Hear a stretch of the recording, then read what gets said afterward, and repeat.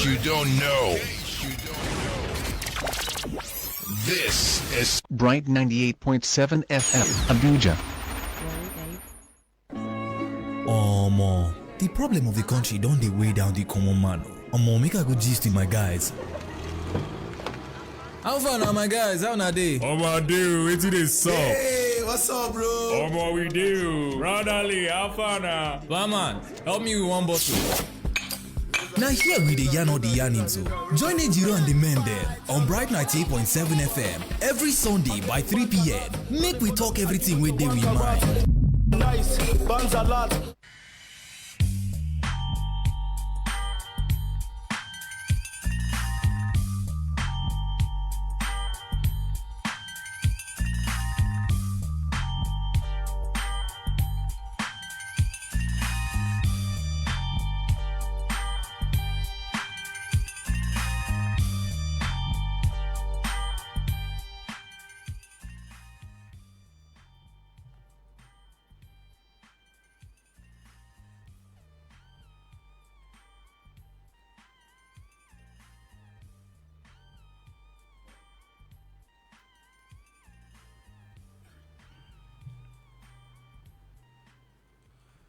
Hello and welcome to Men's Lounge. Men's Lounge is a program where we discuss trending issues on entertainment, politics, sport, and every other issues that affect our daily living. And like the saying goes, men don't gossip, they discuss. My name is Ejiro Unuata, but you can call me Mr. Waff. I'm here with Ike Brimo Esquire. You're welcome. Good afternoon, Nigerians.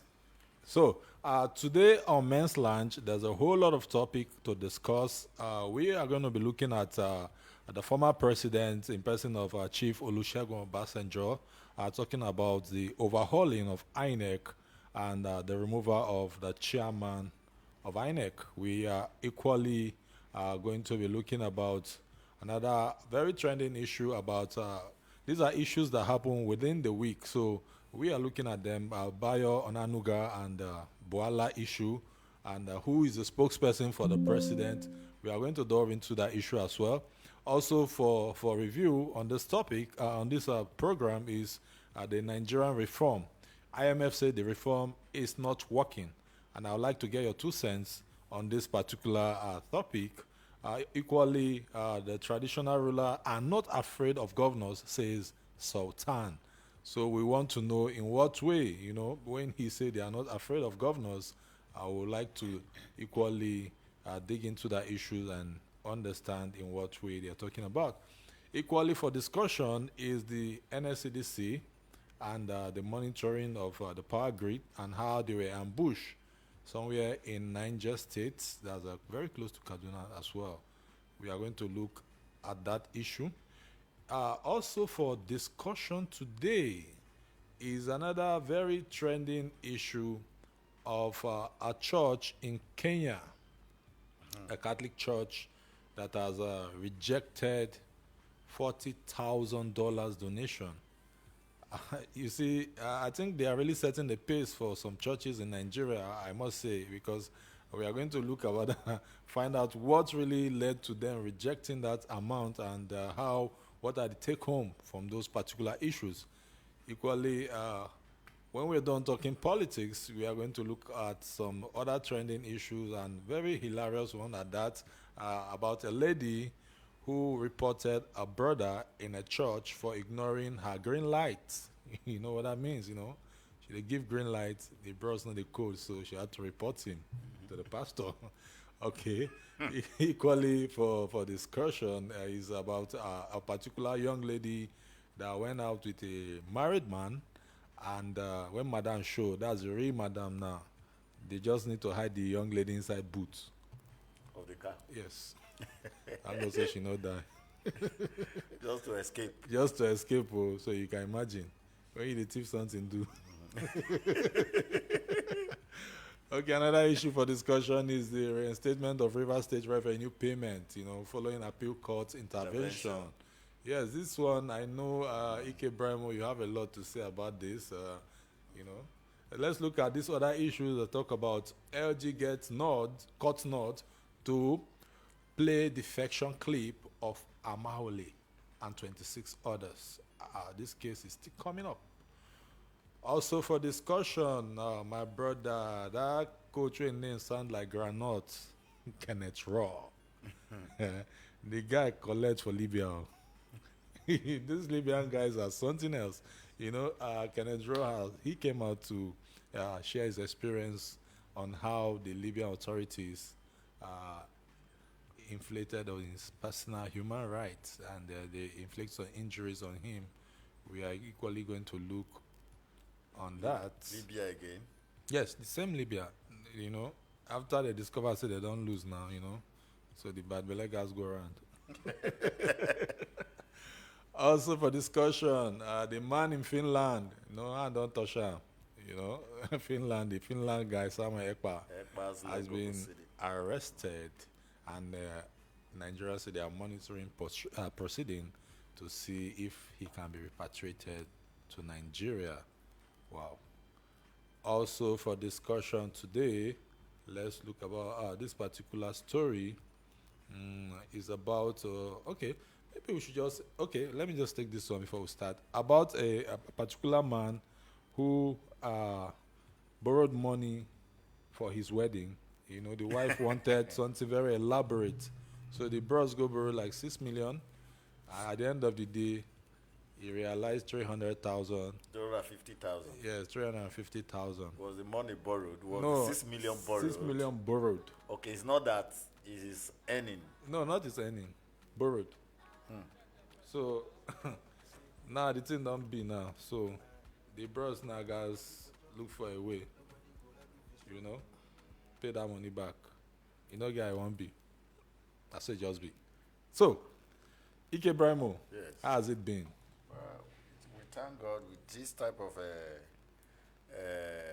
shocking story and in the stark reality of the economic situation in Nigeria, where it's biting hard, really hard, that a man can, will I say, be foolish. No, Brimo, let's not start with that story.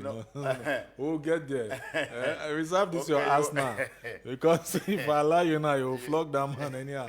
But let's start with the Obasanjo, senior man first. We'll give senior man in due. Olusegun Obasanjo came out to say there should be a complete overhauling of INEC and the removal of the chairman.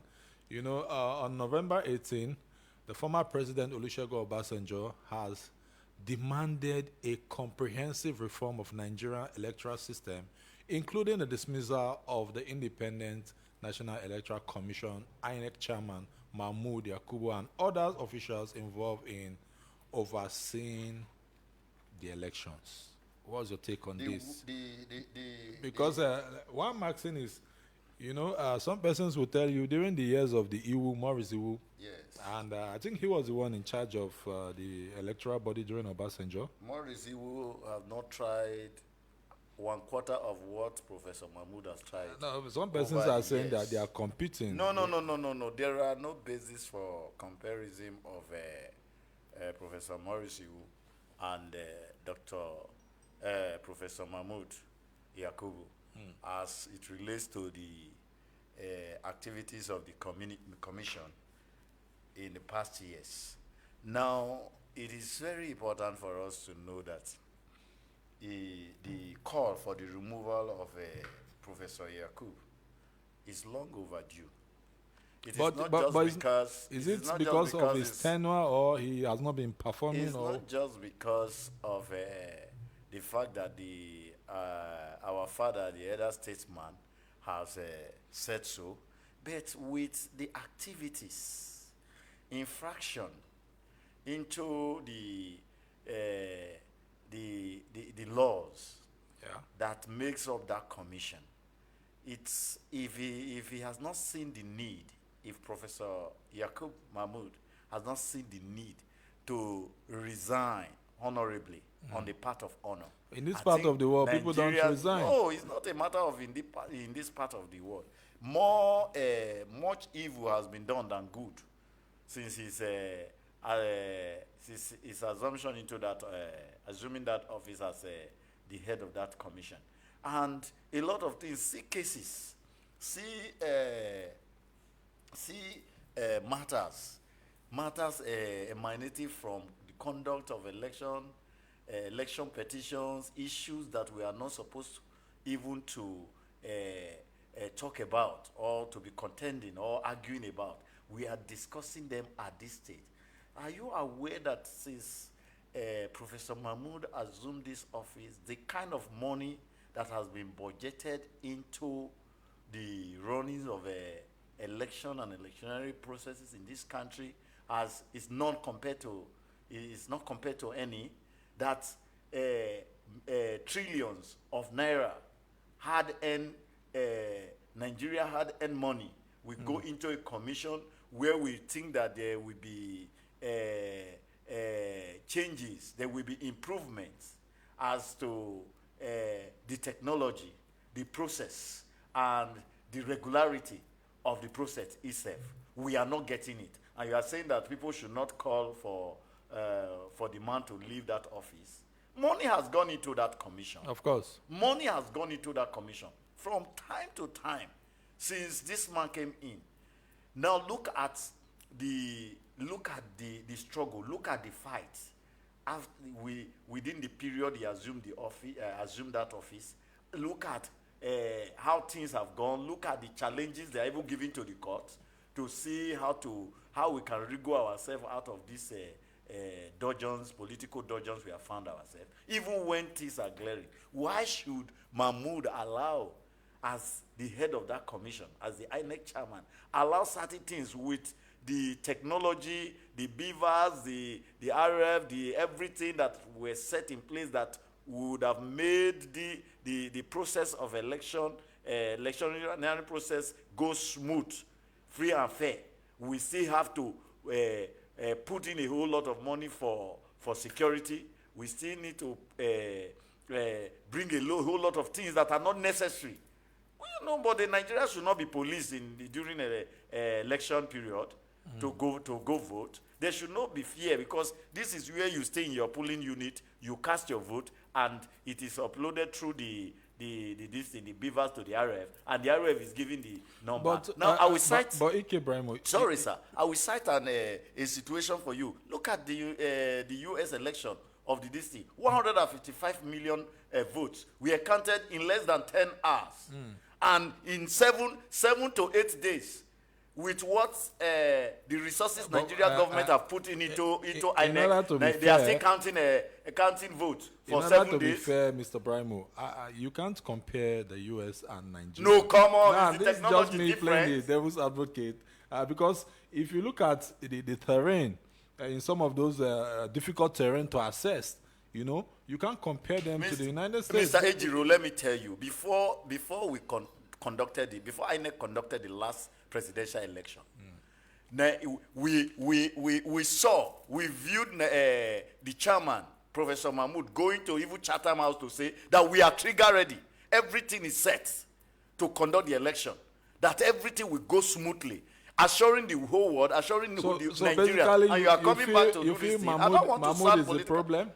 Because no, let's look at it this way. The box as the chairman, the box stops as it's I at think its table. the system is the problem, not the person. What is wrong with the now, system? let me tell you, in a system where, let's take for instance Kenya.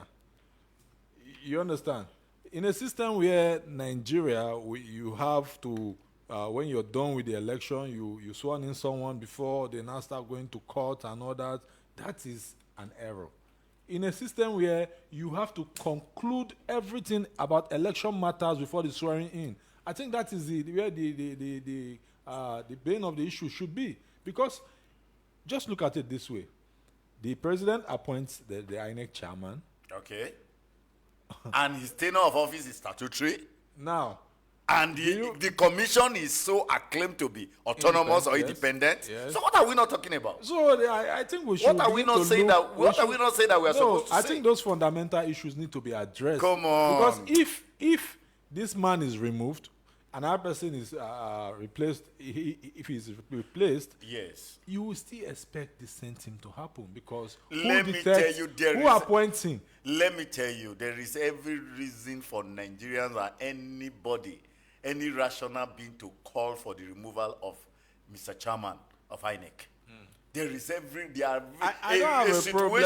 I don't have a problem The with number one removing- reason, Yes. number one reason, as little as it is, for the chairman to conduct elections, his commission to conduct election, and at the end of the day, people are the people are dissatisfied, and you have this thing as an umpire to tell people to go to court if they are not satisfied. It's even one reason why the chairman must leave there.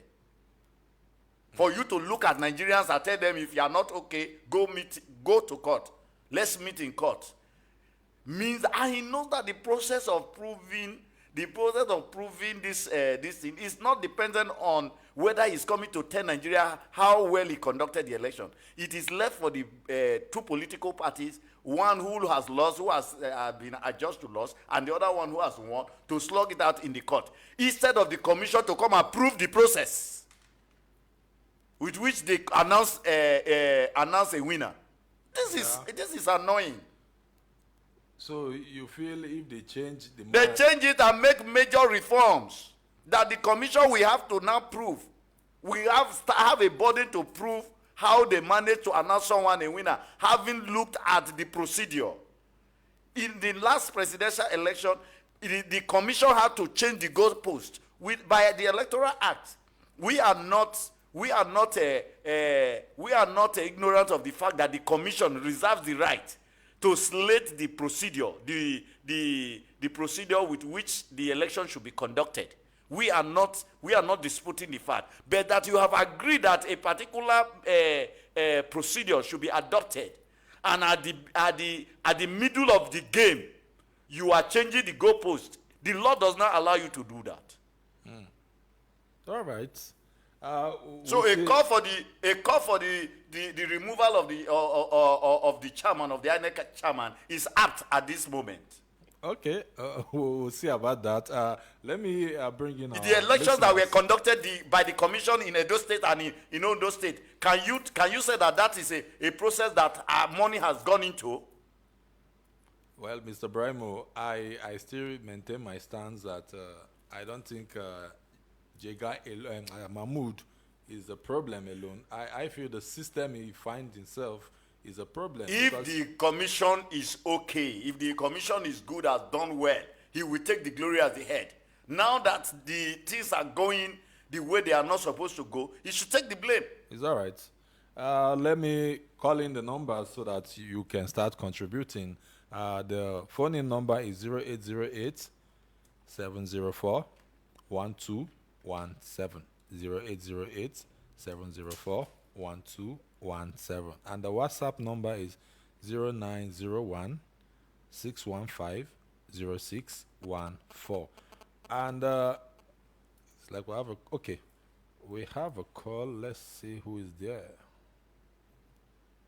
Hello, good afternoon.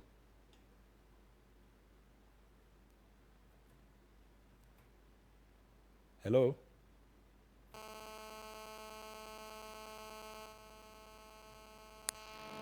Hello, good afternoon.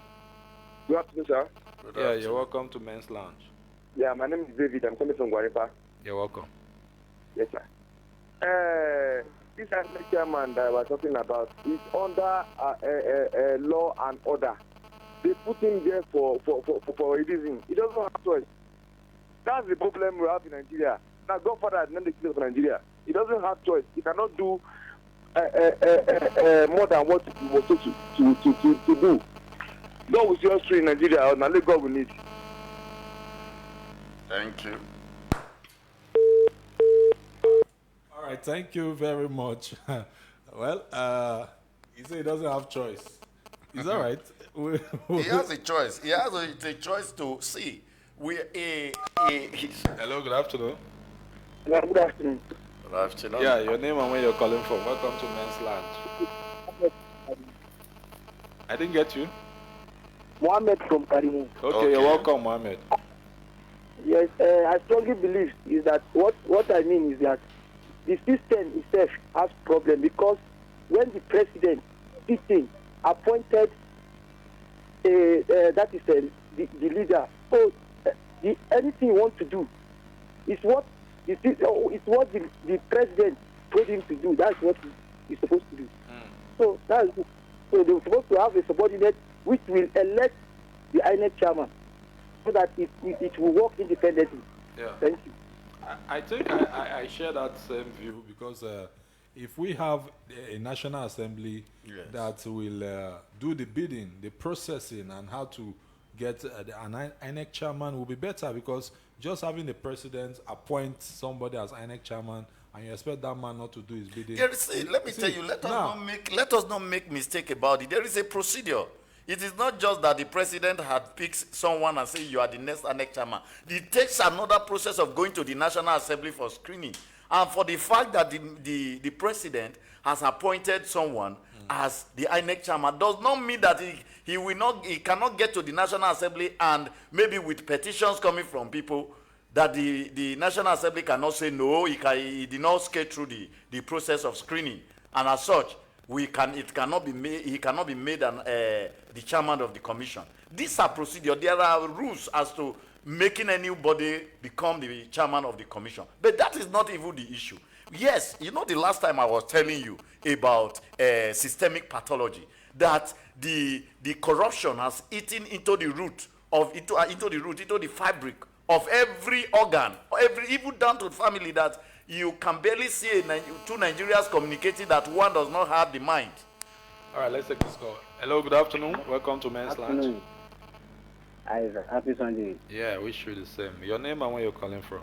My name is Jenny. I'm a producer like this. All right, go on. Concerning this issue of a removal, we all know the havoc he caused, and it's due for him to be removed. It's just that the power that kept him there, there's power that kept him, and that is why you see that he's no bother and he's no care. Because if you see what is going on in the electoral process, that is not the right thing. They requested for a lot of money last year for them to put things in order. Then he couldn't make it because he want to please the master. Despite that the president he passed screening through the National Assembly. It's what the president requested. That is what the National Assemblies are doing. So we all know that all of us are Nigeria. So all of us should understand the game that they are playing there. You would like to favor who that bring it there, definitely. So we should forget about the National Assembly. National Assembly, they are just there to just do bra bra bra bra bra. Let my people go. So now the team, they are not there to do the right thing. If they are there to do the right thing, what of the chief security of this former governor of Niger? Why did they not free him? Is he supposed to be there? He was accused. Why are they not holding him? It's because of all this underground politics. All right. So that is the reason. Thank you. Thank you very much. He said they are there to do pra. Mr. Waff, you can see the the mindset of Nigeria. Of course. Another call? Yes. Let's take this one. Hello, good afternoon. Welcome to Men's Lounge. Yes. Hello. Good afternoon. Afternoon. Your name and where you're calling from, please. Yes. My name is Danjuma. I'm calling from Amak. Okay. You're welcome. Yes. Just like Big Mo was saying, I was just like kind of you see this Mahmoud, this our number one INEC chairman before. Why are these people giving us the reason to say anybody who will ever be INEC chairman will do worse than he's doing? Because why are they giving us to act that okay, go to court? If you say no to a particular election, then go to court. What are they saying? What are they telling us? And because they know that if you go to court, that one you just waste your time. You will never win. You will never even go anywhere. Because I never see any of these people who still go to court that you go court and tire. If you like, go to judiciary, from judiciary to Supreme. In fact, it will get to when it will look like courts are not the way we were taught they were before. Okay, looking at it, before these people occupying this INEC INEC leadership of a team. And Nigeria no having INEC chairman in back years before Nigeria was newly given as a country, as a free nation before 1960. So why are those ones that if you go to court, because they gave us from the beginning that if you go to court, if you are not okay with the kind of election that is carried out, then you are free to go to court. But this they will be the one to remind you, if you don't agree with this, then we'll go to court. And we do know that if we go to court, we'll end up wasting our time. Look at the election that just done on Ondo and Edo. We know clear that thing has scam. It's a pure scam. And the National Assembly, we don't know the meaning why they are there, but they are just there because you don't even know their meaning. They are just occupying as if just a body, but a dead building. All right, thank you. Okay. Thank you very much. Well, Nigerians are really coming all out to say the man must go. Go because it's no. I told you earlier that there are reasons, avalanche of reasons why the chairman must leave at this moment. If don't say that there is no gun on his neck. It's not on a gun point that he must continue sitting there. On the part of honor, he should take the part of honor to say, why, since Nigerians are complaining about this thing, the commission is not going front, it's not moving front, no, it's neither here nor there. I want to resign on the part of honor. In same client, Mr. Ejiro, people do that and resign. Don't tell me, no, sir. Hold on, sir. Hold on, sir. Don't tell me that in this our client that people don't resign on the part of honor. When I hear people say same client, now, all of us then say. Hold on. No, let me tell you. This is the position. This is the painful aspect of it. Yes. Nigerians have a very, very strong ground to demand for accountability. They have very strong ground to say the chairman should not continue to be the chairman because it is the resources that is allocated to that commission to make it what it ought to be is the bleeding resources. How Nigerians, how much people, the taxpayers' money that is channeled as resources to that commission. Yeah. So they have every reason to demand for accountability to say no. The way things are going now, this is not how it's supposed to be. And the government have a responsibility to listen to its citizens to say no. If people continue complaining like this about this person or about this commission, there should be reasons for revamping that commission. There should be reason for us to go back to the drawing board and see how things will change. How can you budget how many trillions of naira to a commission and you said something like this will work, this like this? We saw you buying all this thing and you even came out and tell us that everything is okay, things will work well, we no longer go back to the analog system. Then you are now taking, after spending such money, you are taking us back to the analog system. You say we should not complain. We will complain. Hello, good afternoon. Welcome to Men's Lounge. Hello. They're calling from Australia. We didn't get your name, sir. Ahmed Bello. Okay, Ahmed Bello, you're welcome. How is Suleja today? Thank God. All right, go on.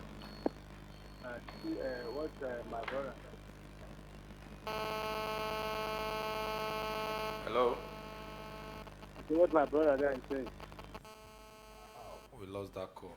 Okay, Ike Brimo, let's take a break so that you can sip some water and calm down.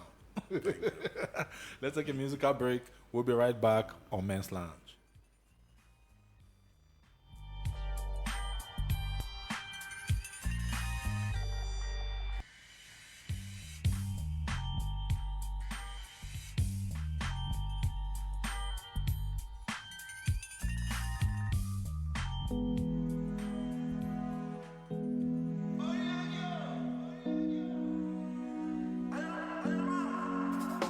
Nobody feel good to you pass your mama. Bro, de me loan oja. It what you do for me, my brother. Mo rántí you dúró tì mí ládùn ọjà. Lórí títí ọlọ́dà, go call another. If you bother me, no go put am asunder. Go call on thunder, you go fire you. And I shall come and shine. Tomorrow my love, sir. Tilẹ̀ bá ti mú ma pé dílà mi. Tilẹ̀ bá ti mú ma pé dílà mi. Roscoe ní deeper life, èmi cinnamon. Roscoe ní deeper life, èmi cinnamon. Tilẹ̀ bá ti mú ma pé dílà mi. Tilẹ̀ bá ti mú ma pé dílà mi. Mo sunkún lọ́jọ́ ogun lè. Nobody to call my papa no dey. Ojú no dey, owó no dey. Àkàmàrà ọmọ ayé lè. Shout out to Obina ọmọ ibi ṣọ́bọ̀. Ó gbé comfort, 1 million boys. Dáwó, ṣàwó, àwọn 1 million boys. Owó làbí ọmọ òdì igbó làbí. Igbó làbí ọmọ òfin igbó ṣeré. Arizona mi, tí kò bá so loud, kódà tó dànù. Mo kí ló dá mi, ọwọ́ rẹ̀ ló wà. Fowó ṣayé, fowó ra léwu. Ọmọ yá mi lè wà, ẹ̀mí ò lè gbàgbé tó bí àdéhùn. Ọ̀nà ṣáni ká máa ṣá, mo rò mí máa lò sá. Tilẹ̀ bá ti mú máa pé dílà mi. Tilẹ̀ bá ti mú máa pé dílà mi. Roscoe ní deeper life, èmi cinnamon. Roscoe ní deeper life, èmi cinnamon. Tilẹ̀ bá ti mú máa pé dílà mi. Tilẹ̀ bá ti mú máa pé dílà mi. Wake up in the morning and I roll one. It's been so long since I faced my emotions. Make I no go fall in the ocean. As I go come, every day I'm on the road. As you can see, nobody but me. When poverty up me like Konji. Till I party mama, go over me. Tomorrow morning I'll go on my knees and pray. But tonight I want to feel like rain. Make I start to money, make I drink away. Me, I no say nobody, I no see nobody. Cause nobody feels my pain. Better make I call my dealer, give me one indica. I want sativa too. Wanna levitate like a balloon. Me, I don't want no yawa. I'm not shining down my shot. I'm a room, my low side. Tilẹ̀ bá ti mú ma pé dílà mi. Tilẹ̀ bá ti mú ma pé dílà mi. Roscoe ní deeper life, èmi cinnamon. Roscoe ní deeper life, èmi cinnamon. Tilẹ̀ bá ti mú ma pé dílà mi. Tilẹ̀ bá ti mú ma pé dílà mi. Roscoe ní deeper life, èmi cinnamon. Roscoe ní deeper life, èmi cinnamon. Tilẹ̀ bá ti mú ma pé dílà mi. Tilẹ̀ bá ti mú ma olúwa mi. Tilẹ̀ bá ti mú ma pé dílà mi.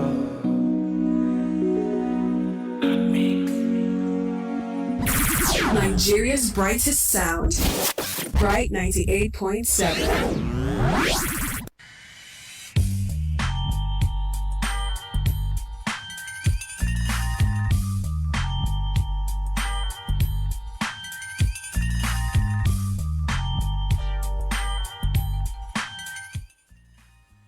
All right, welcome back to Men's Lounge. Men's Lounge is a program where we discuss trending issues on politics, sport, entertainment, and every other issues that affect our daily living. My name is Ejiro Unuata, but you can call me Mr. Waff. I'm still here with Ike Brimo, and we have been discussing about a whole lot of interesting issues. Let me quickly chip it.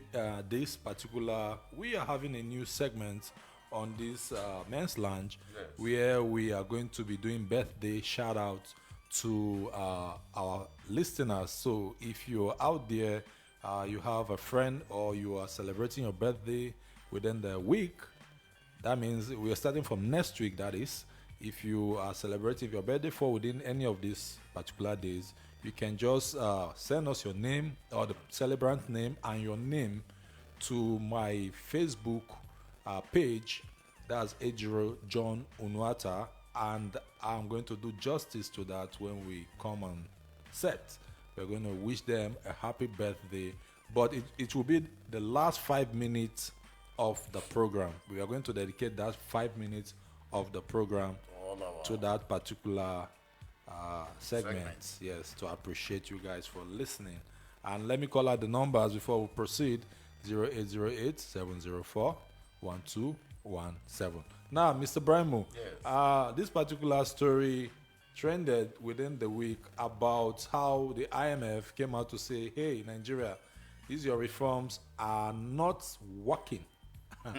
Now, is it not the same IMF that came out a month ago and told us that it will take about 6 to 7 years for the policies the Nigeria government has put in place to begin to yield effect? So what has suddenly changed? Well, there's a report presented on Friday at the Lagos Business School, yes, by IMF Deputy Director Catherine Pitilo highlighted a mixed performance of economic reform across the region with notable successes in countries such as Ivory Coast, Ghana, Zambia. However, Nigeria was conspicuously absent from the list of success story. According to the report, Sub-Saharan Africa average economic growth rate is projected to remain at 3.6% for 2024, but Nigeria's growth rate, pegged at 3.19%, falls below the average. Pikelo noted that while microeconomic imbalance have reduced in several African countries, Nigeria has yet to show any similar progress. Now, they are coming out to say, hey, these your policies are not working. So what do you think is the way forward? You know, looking at what we have on ground, we saw how they've removed subsidy and everything skyrocketed, and some persons are hoping on Dangote refinery, and Dangote is neither here nor there, because today you hear NNPC will determine the price, tomorrow you hear we have removed 15 naira.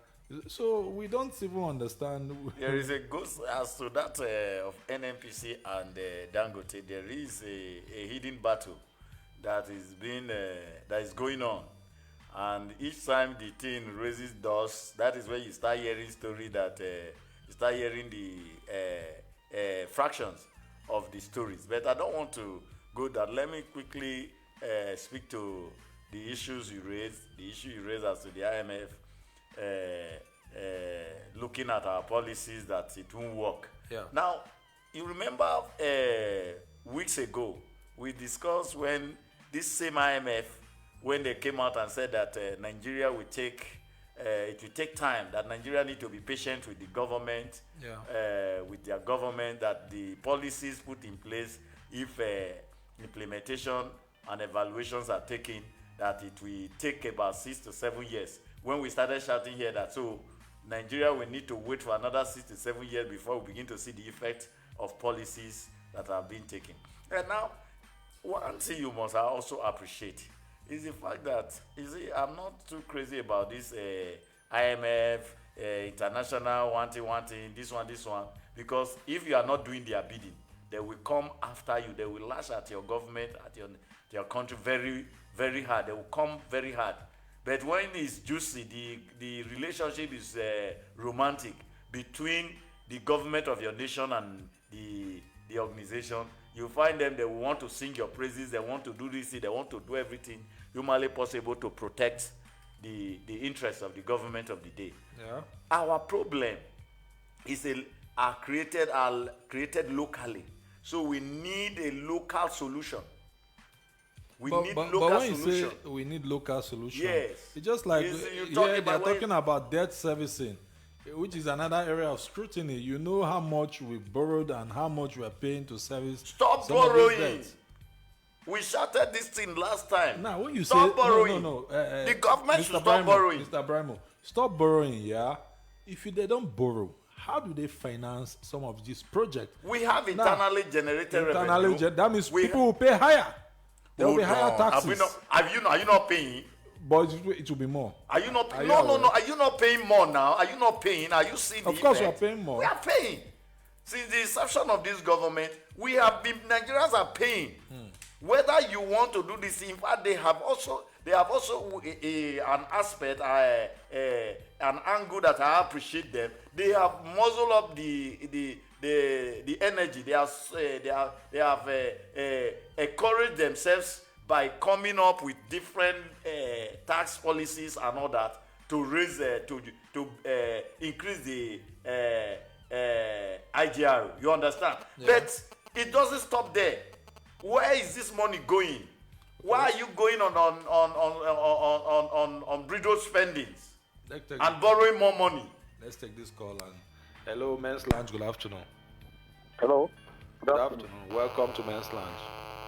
Yeah, my name is Olu calling from Buhari. You're welcome. You're welcome. Yes. Now, even about the INEC issue. Okay. In fact, it's overdue for the removal of the INEC. Because if you check all what he's doing there, it's like they've given him a template to take this right to play out. So either anything they do during election will not work except his candidate wins. in fact, it's already for himself. If I need to go to the INEC, if you have opportunity to meet any INEC staff, listen to them. Let them tell you what they are undergoing there. Salaries being withheld, promotions being denied. Just because Officer Gay spoke about him a week ago, some days ago. Quickly, the guys have promotion. These are things that are already done. It's like about a year, 2-3 ago. They are there, they have not been promoted. And which means their salaries in CPIS is already raising at the increase, but they are receiving the old salary. And the INEC chairman will continue to go and bring professors and very questionable characters. I mean, a professor that can read really figures. What kind of professor is that? And then when they go, just like somebody said, why should you be if you don't like it, go to court. The person is not whatever is considered election. If you don't like it, you know, you go or you don't go. Yeah. So it is long overdue, and INEC really needs to overhaul, and the appointment of INEC chairman has to be reconsidered. That has no any of that should really be reconsidered. And in fact, INEC should always be caught after this election to come and result. Sir, what will you suggest when you say it should be reconsidered? How should the chairman be appointed? What's your take on that? The thing is that they should put it out there. All those interested to be appointed as a major INEC chairman should apply. When you apply, then at the exam or whatever is set up for them, after that you now go to National Assembly. And National Assembly is not to take a bow. Nobody take any power. I don't know whether they got that English from take a bow. No bar taking. No bar taking. Go through the rigorous processes of screening. Of screening. It's not about to go there for screening. I mean, you saw such an important post, you take the person and take the power and go. Then ordinary me, I want to apply for a job. They're telling me 5 years experience, 10 years experience. Then you bring CV that is like an encyclopedia. I mean, that one job is a very sensitive job. At the end of each election year, the INEC chairman and his accountant and director should call the external auditors from civil society should come and audit the INEC books. Let us know what they spent on what and where our monies are going to. Thank you very much. Thank you very much. Thank you, Adrian. Well, the good thing with men's lounge is that when people call in, they prefer solutions. Yes. So we don't just discuss alone. We bring in solutions. We make recommendations. Yes, and this is a very perfect one. He has really recommended. Yes. People should apply. You know, submit your CV. Don't take a bar. No bar taking. Yeah, no bar taking. So now back to this IMF issue. Yes. What is the way forward now? You know, you say we should stop borrowing. So what are you? Localize our policies. Localize our policies. You cannot be globalizing our local policies, our local problems. You cannot be globalizing it. Localize it because our challenges are internally generated. So we need the solutions that we meet the challenges that has been created or that are existent within the system. And not until we begin to solve that, not until we begin to look internally to see how we can solve problem, we continue having this challenge.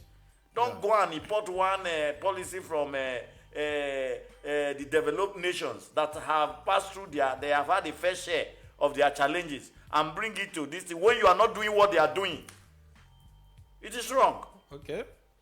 All right, we'll just leave it there. Let's move to another trending issue that trended within the week.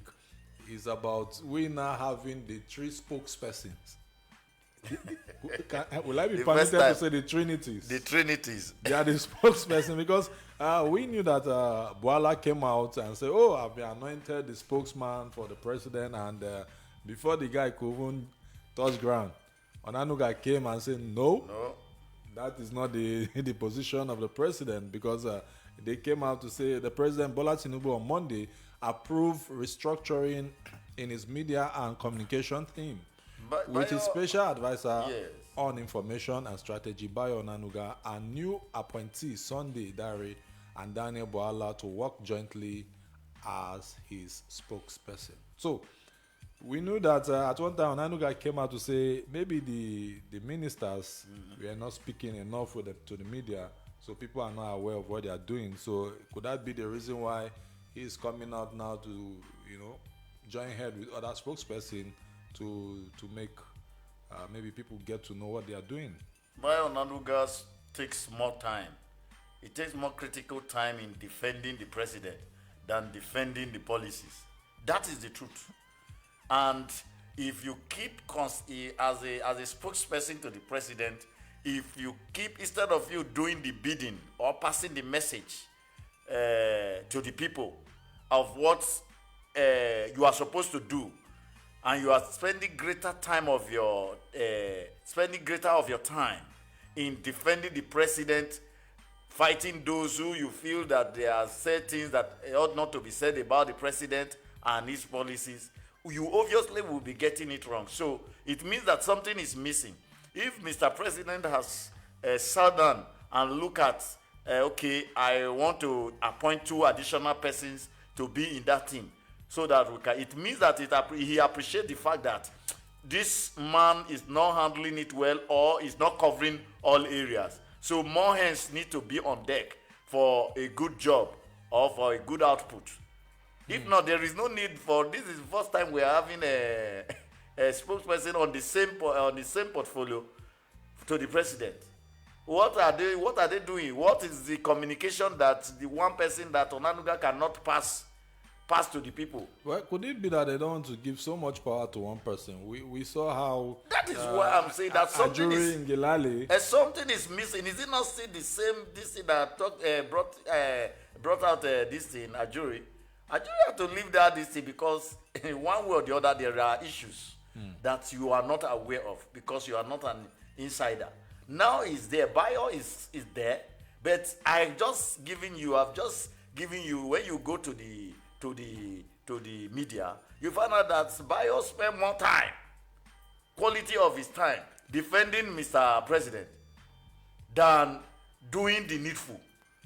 So more hands need to be on ground to help him do more professional job, to help him put up this thing. The president appreciate that something is missing. It's not because this thing is overwhelmed. Obviously, one man there is overwhelmed. So they need a whole. They might even add another one to make them 4 or 5. Really? Yes, because it's not easy, the heat coming from that this thing. Because you won't be. Maybe they should concentrate on what the president is doing. Spread the news. Nigerians concentrate on what the president really need to know what the president. To be a spokesperson to the president is not a rocket science, Mr. Waff.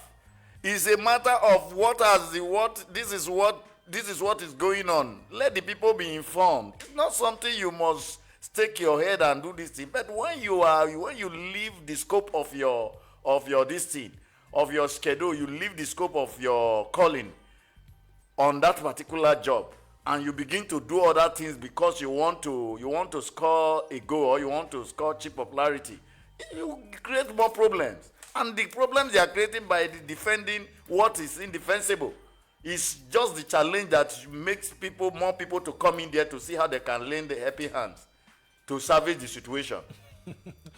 You see, I read somewhere where some persons were mocking Boala that, oh, you have been demoted. You came out to say you are the spokesperson. We're doing a twinkle of an eye. They are now coming out to say, no, guy, not be so.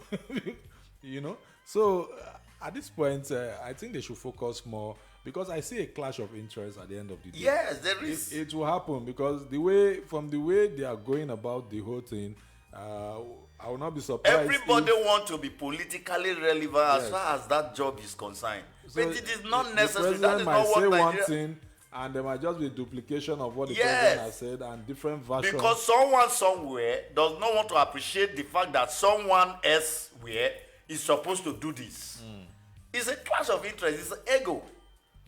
I think the president needs to really look at that team so that we don't have duplication, and misinformation, as the case may be. All right, let's look at this particular story about traditional rulers saying, hey, we are not afraid of governors, said the Sultan. The Sultan of Sokoto, Mohammed Abubakar Saad III, has stated that traditional rulers are not afraid of state governors, but we are rather respectful of their authority over the state. The Sultan noted that the traditional rulers had existed before the 1914 amalgamation and Nigerian independence in 1960, adding that monarchs have more stakes and understanding of the country. He stated this at the stakeholders roundtable on Northern Nigerian Youth Development organized by Sir Ahmadu Bello Memorial Foundation in Abuja on Tuesday. Now, Sultan is saying we are not afraid of the governors. We are just respectful of them. Because let's not forget that a governor with so much powers that he can change whatever traditional ruler that he deemed fit. We've seen that happen before. We've seen it happen in Kano State. Yes. Now let me tell you, the Sultan of Sokoto has aptly put it that nobody is afraid. Yeah. They are not afraid of the governors of the state. It's just a matter of mutual respect. That because there is a constitutional rule, executive rule for the governors, they wield so much power that it is eminent that both the traditional authority are to have that mutual respect so that things can go well. Not because anybody is scared of anybody.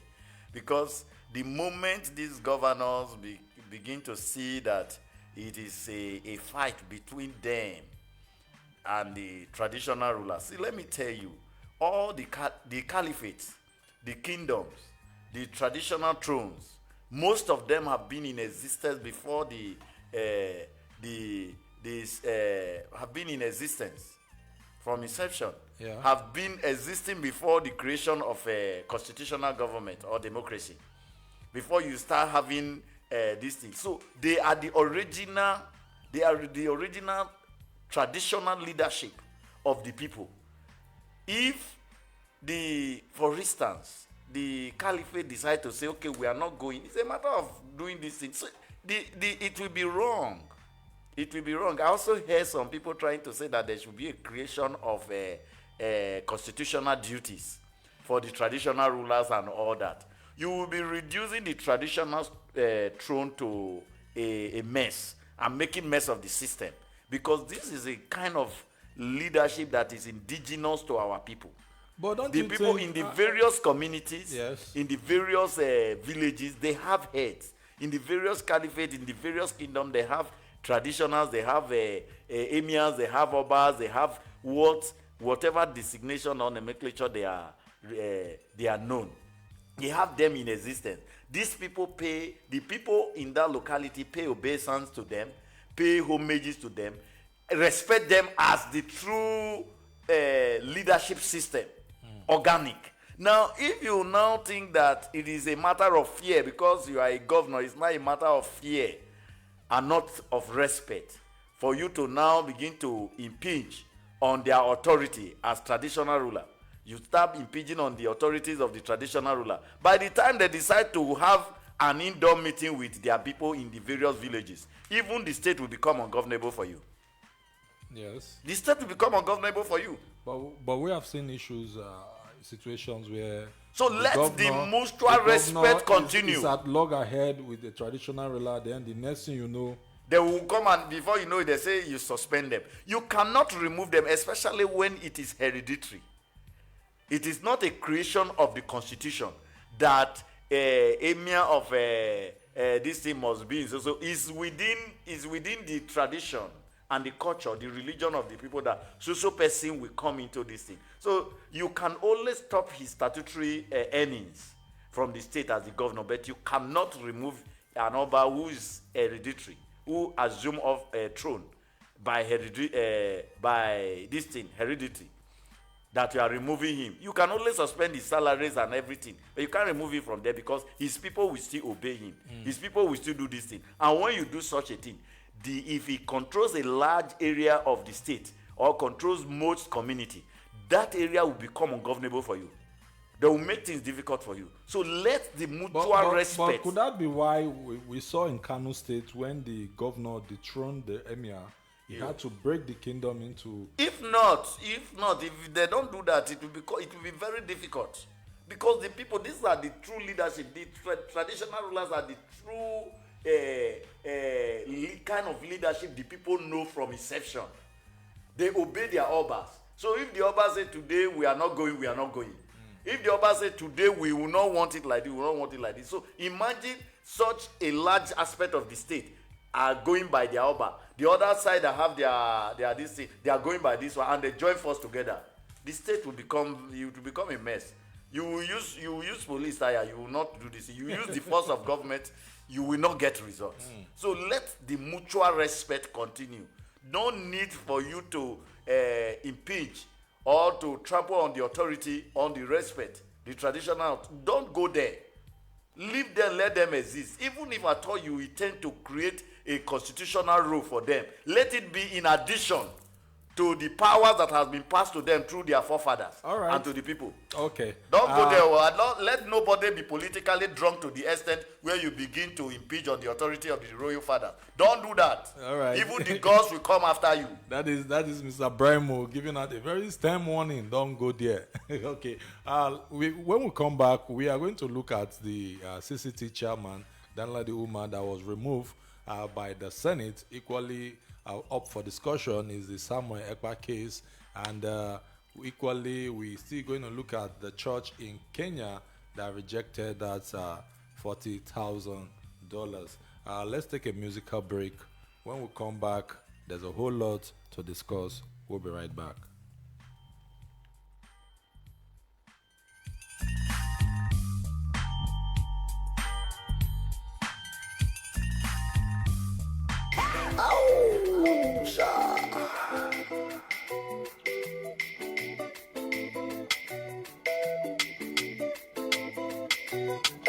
Shy, I see you, I feel you, so I say, make I let you know. Say yes, I go do you, let go do.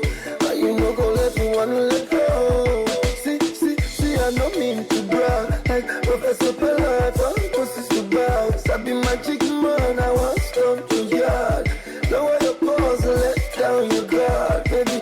Any kitty cat for me, I go take mama. See, I got skills and this kitty, I go claim see, last is dropping on me, say yo, I don't care. I be bad sharp guy, I know the fancy. I like that, baby. So you see, I want to play with your kitty cat. I want to mix up your emotions like Jimmy Jar. I want to touch your hips and make this and scatter that. I like that, baby. So you see, I want to play with your kitty cat. I want to play with your kitty cat. I know kitty cat sees better in the dark, so baby, turn out the lights. Let me push the floor from the front to the back, baby. Tonight's the night for kitty cat to chop some meat. Be the animal, it's not everywhere keys. There'll be something like I want to light up the fire, want to quench your desire, take you higher and higher. Now it's stop till you tire. Like you not be saying now you come the door the show. Like you not crazy, no chase me come out to you. Like you not do like the thing that they see you so. I guarantee you go like I like that, baby. So you see I want to play with your kitty cat. I want to mix up your emotions like Jimmy Jar. I want to touch your hips and make this and scatter that. I like that, baby. So you see I want to play with your kitty cat. I want to play with your kitty cat. Step into my zoo, baby, let me be your tour guide. Let me rain on you cause your body pure fire. And if your body be the virus, we say far before guys. As everything don't rain, let me start the show. Back you one thing, look one thing, and now where we go. To everywhere, to the deep, to the high and the low. I guarantee you, you go feel them. Back you no be, so now you on the door, the show. Back you no crazy, no chase, me come out to you. Back you no do like the thing that they see you so. I guarantee you go like I like that,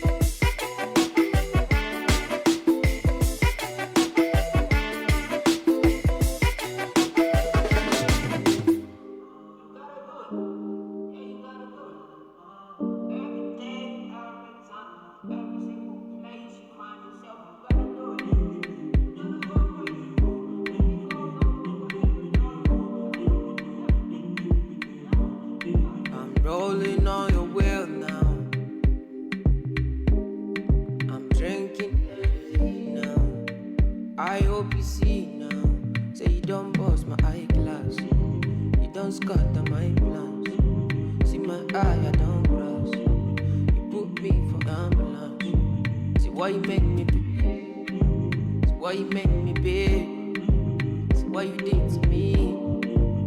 God save me, please.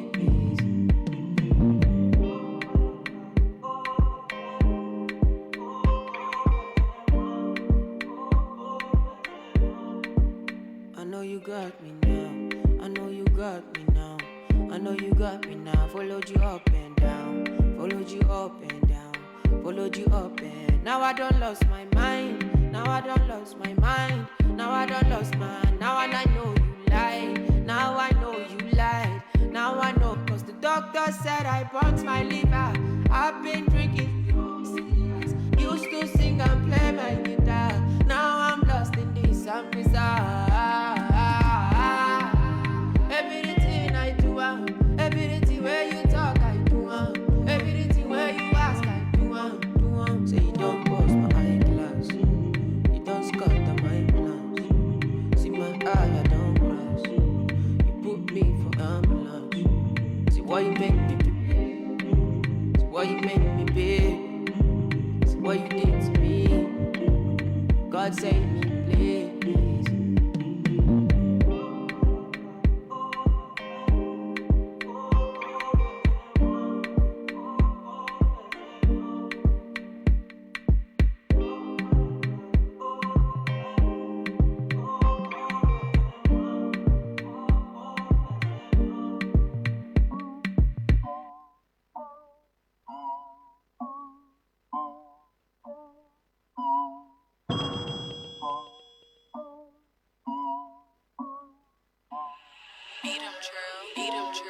No TV, come see me. I'm flexing in 3D. I'm big dog, Pee Wee, jet ski, seaweed. I'm foreign, BB, no feelings. Kiki, you get it. Hee hee, I'm from the CP. I'm out the street. Her body beats. I buy the building, then buy the street. Exotic, melodic features. It's hard to reach us. You in the bleachers. Say Tony teachers. My money obeses. I own it, no leases. I dog them, no leashes. Had keys like Alicia. I meet you, delete you. I love you, I feed you. Don't want you, I need you. No TV, come see me. I'm flexing in 3D. I'm big dog.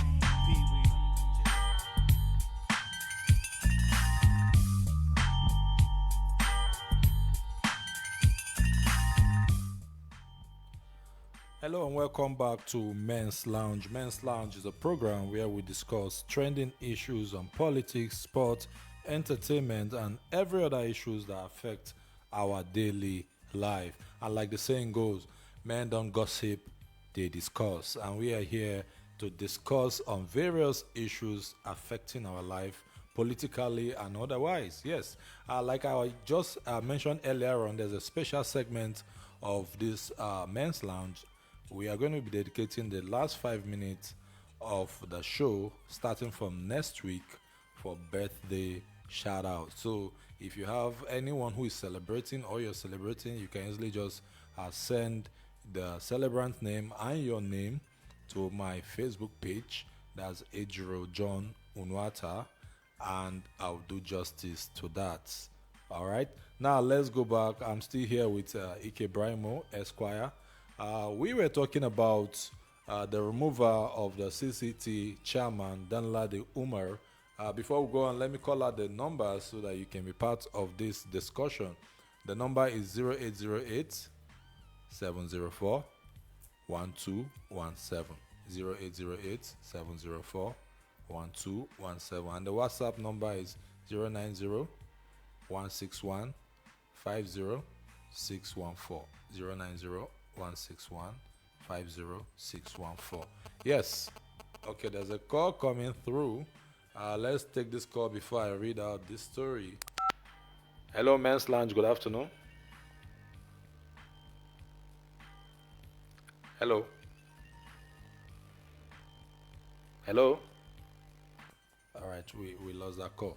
Now, Apparently, the Nigerian Senate has officially removed Danladi Umar, the chairman of the Code of Conduct Tribunal, following a motion put forward by Senate leader Michael Opeyemi Bamidele. The resolution, which required a two-thirds majority of senators to pass, has saw 74 senators voting in favor of the removal, while 10 oppose it.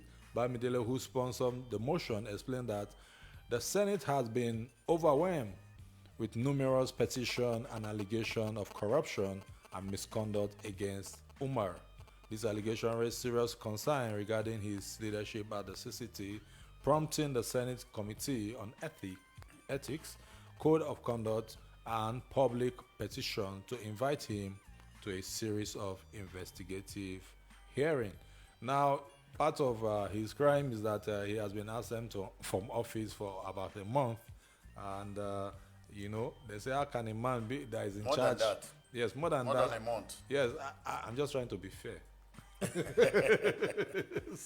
so, and there's an issue of him having an issue with a particular lady at the mall and all that. Now, some persons will equally tell you that it's like it's payback time for him too, because we saw how the Onoge case played out, because in the eyes of the law, Onoge was never wrong.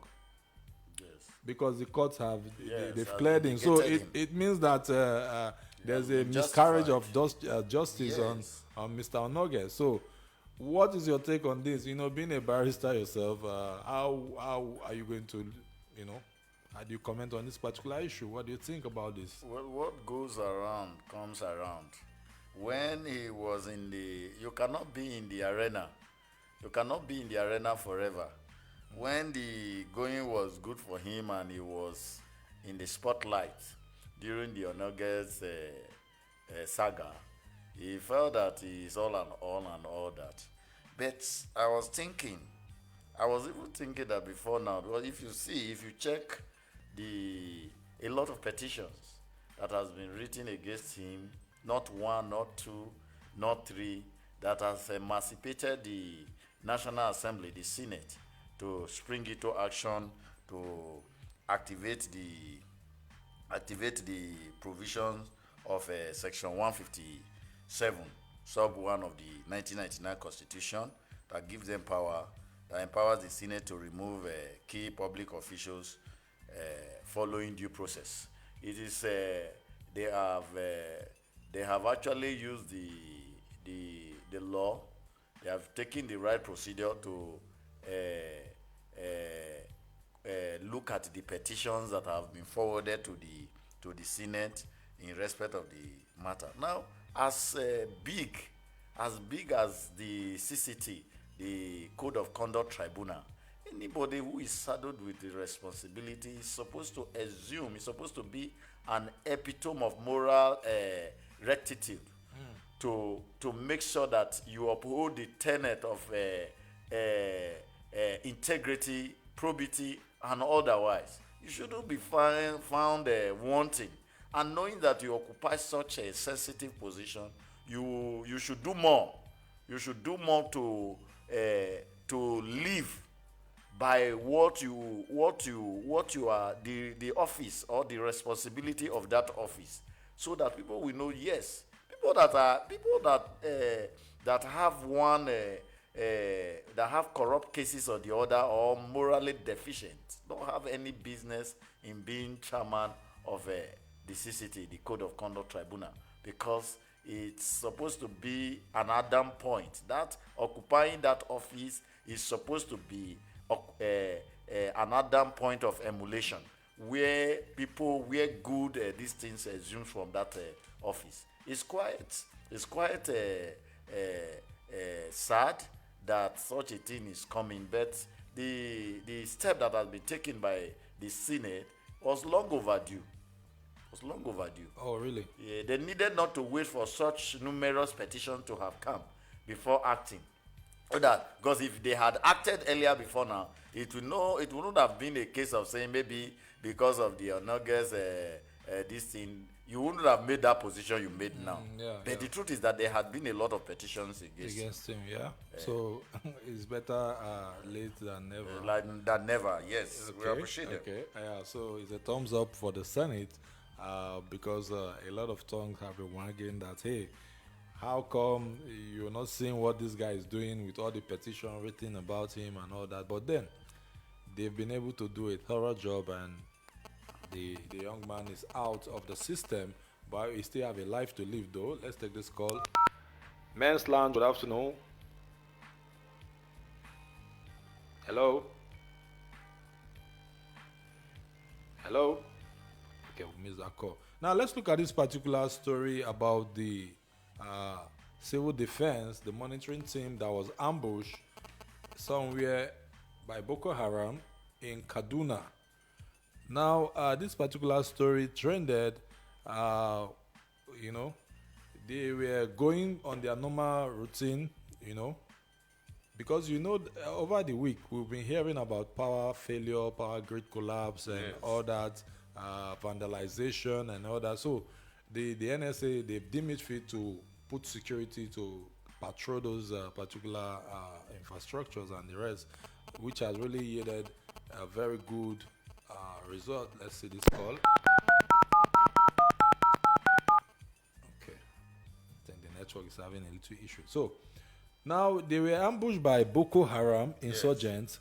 According to a statement, the spokesperson of the NSCDC, Afolabi Babawale, the incident occurred at about 14 hours on Monday when the convoy of the Special Monitoring Squad was ambushed at Ferin Kasa area of Chikum local council in Kaduna State. The convoy of the Special Monitoring Squad comprised 9 officers and 71 other rank drawn from the Commandant General Special Intelligence Squad operating in FCT Command and Kaduna States Command. Now, these persons were attacked, and at the end of the day, it was said that some officers were missing, but they were able to neutralize I think like 50 Boko Haram members, according to some reports, that they were able to neutralize some of these bandits. And what do you think? Is it a thumbs up? Do you think we should see more of this? Because I obviously must say that within the week as well, there have been stories of how a particular militant terrorist leader was killed. Yes. And so it's like the military and the security personnel, they've been working quietly. Unlike before when we hear we're on top of the situation, it's like now they're really on top of the situation, because what you hear is just results. You just hear that, hey, so number of persons has been neutralized. On the pages of newspaper, but you don't really see them in But you don't see the effect. No, let's get things straight. Some of these persons, in time past, you hear they've been able to kill 100 and all that, but you still keep seeing the activities. It means that it is an entire community that has, entire nation, entire country that has invaded Nigeria. In this particular case now, yes, we don't see them having so much effect on the people, because that's the terrorists now. Yes, it's like the military have been able to box them to a particular position. Yes. From what we are seeing, because every day we hear of report of bodies being discovered in the bush, of kidnappers and what have you being killed and all that. You see, the Nigeria Army and other security agencies have the capacity to curtail the insurgents if the political will by the government is there to provide all the arsenal of war for them to prosecute and pursue these people to even to their hideouts. Now, the NSCDC, look at a few days ago what the story you have just you just read out. A few days ago, the NSCDC, in truth, is the agency, the security agency, has been saddled with the responsibility to protect critical national assets and infrastructure such as the national grid and pipeline and all that. So for them to be on such a assignment, and Boko Haram, over 200 of them, laying an ambush on them, tells much about the lapses, the loopholes we have as to security and all that, the insecurity in the information the sharing part and the information sharing. Because how can 200 persons? How can 200 persons converge in an area to ambush personnel over 70, and the over information 71, will not filter through. and the information will not filter through? It goes to tell you that our intelligence gathering is low, and we need to do more as to this issue of insecurity, especially in the northern part of the country. I will congratulate and also commend the efforts of the NSCDC that tried as much as possible to neutralize the attempt, the operation of the Boko Haram or the bandits, whichever name they have decided to be addressed, and said is a good step in the right direction. God will continue to protect them and give them the courage to see how to bring our nation out of this mess. And criticizing the activities of the Boko Haram, it is wrong. This is our national asset, and these people have taken their time, their energy, everything in them to see how to safeguard it. And you say the only thing you do is to destroy this national asset, destroy this infrastructure, and put Nigeria in darkness and make people suffer. It is not, even if you are getting it, your anger is against the government or you have anything you are dragging. It is the people, the citizens that are suffering the effect of your sabotage. We cannot continue this way. It is callous, it is wicked for people to build themselves up into cells and go after the government, major asset of the government and infrastructure. It is not good at all. It is really not good, and but we must commend them for really, putting out a whole lot of effort so that this particular vandalism can stop. Now let's look at another big story that trended within the week, and this has to do with the Samuel Ekpa case. The federal government has said that it's closely watching the legal case of Samuel Ekpa, a Nigerian Finnish citizen and leader of the proscribed indigenous people of Biafra, after his arrest in Finland. He was also charged on terrorism and inciting violence. Now, you see this particular issue, I know they've been on with this issue of arrest Samuel Ekpa since the last Buhari, that's during Buhari's regime and all that, but now we've seen that happen. But the issue now is, will they be able to repatriate this man to come answer questions in Nigeria? What are his offenses? Like you see here. the Finland government has been able to come out to tell you to file charges against him on incitement of this thing and breaching public peace and all that. But let's not forget, he's a Finnish citizen. He's a Finnish citizen, so that is answering there does not give guarantee that if Nigeria government has a question, were there issues, were there charges against him? Has he ever been invited? Of course. No. I think there were charges against him. No. There is no. Let them furnish them. Okay. Let them furnish such charges. It is not now that he, as a Finnish citizen, they will not come out to start saying that you both should repatriate him. You have something to answer. You didn't do the work. Why did they make the application? It never. But they've been mounting pressure on the Finnish government to get this man arrested. I think the pressure has really yielded off, because why is he being arrested now? It's not like he committed an offense in Finland. It's because of the pressure the government has been mounting. He committed an offense in Finland. Oh, he did? Yes, you saw the charges. You saw the offenses. They rolled them out. They rolled them out. So we are going to see how this will play out, because we need more. See, let me tell you, we have more critical challenges in this country than all these things. We have more critical challenges, more problem, too much on the table of the government of the executive to begin to waste their time on Ekpa whether he wants to do this thing. You trying what? You are trying him for what? They are trying him for inciting, you know. Okay, let's look about this particular story that trended within the week. FG reinstates Rivers State revenue payment following appeal court intervention. We know what this Beautiful. really happened. Beautiful. So Beautiful. It is the right thing. It is the right step in the right direction. The judgment would have been better than would have been more apt, more correct, more accurate, and more timely than this as it has come. It is the best thing that the Court of Appeal has done, because the law is straight.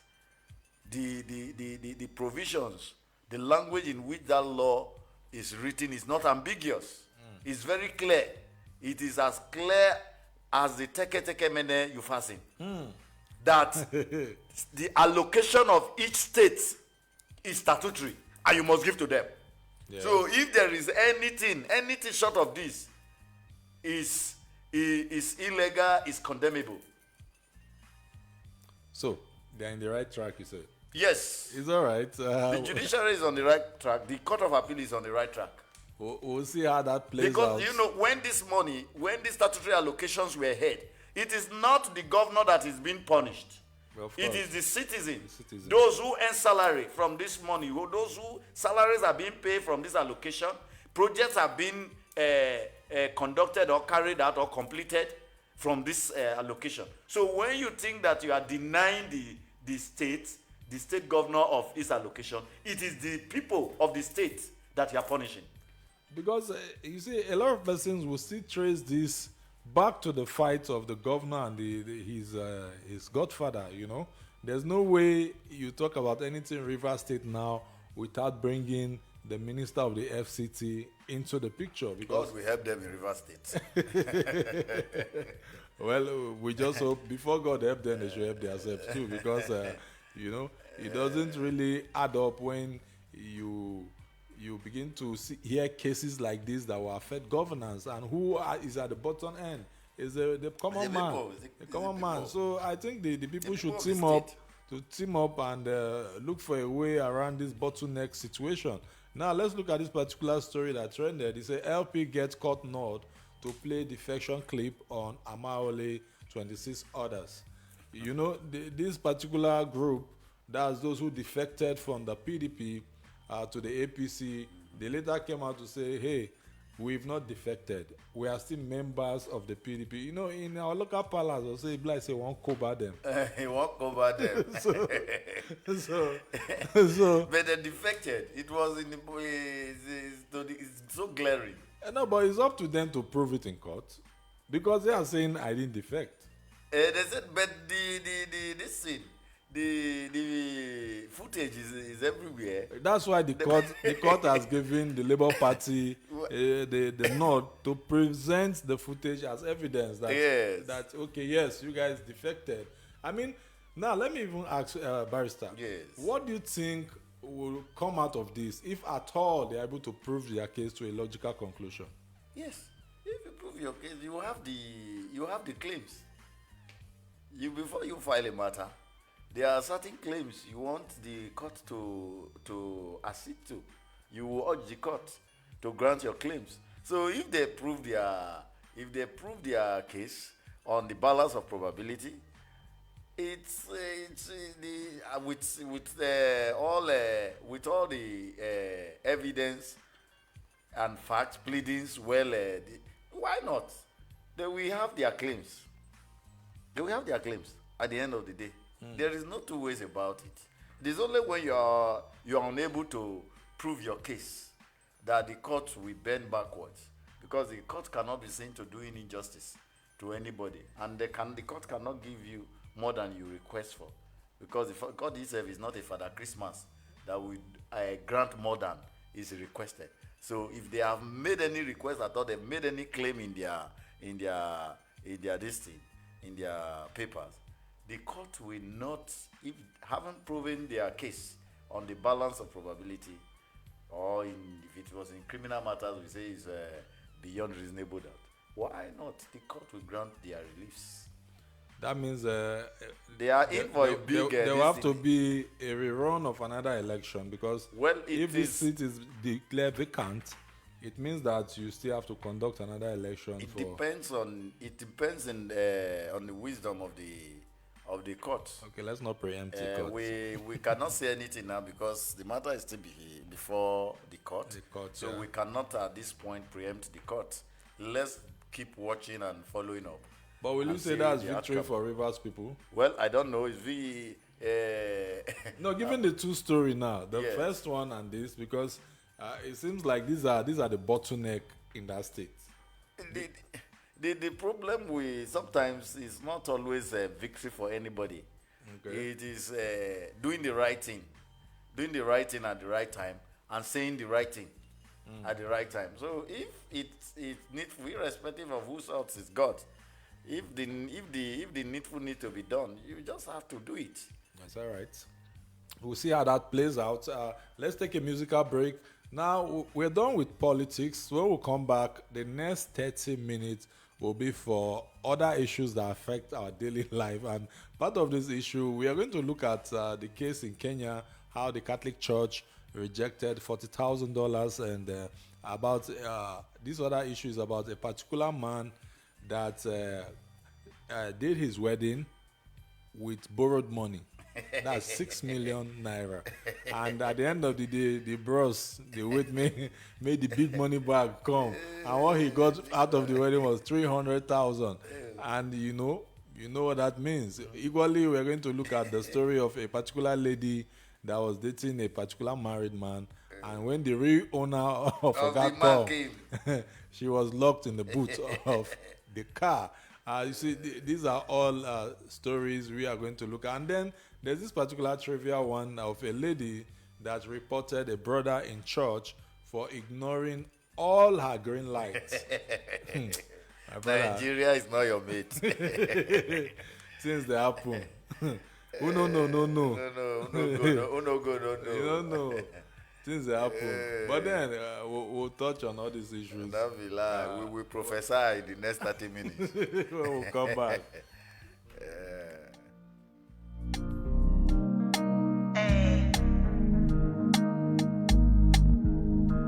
Yeah. Oh.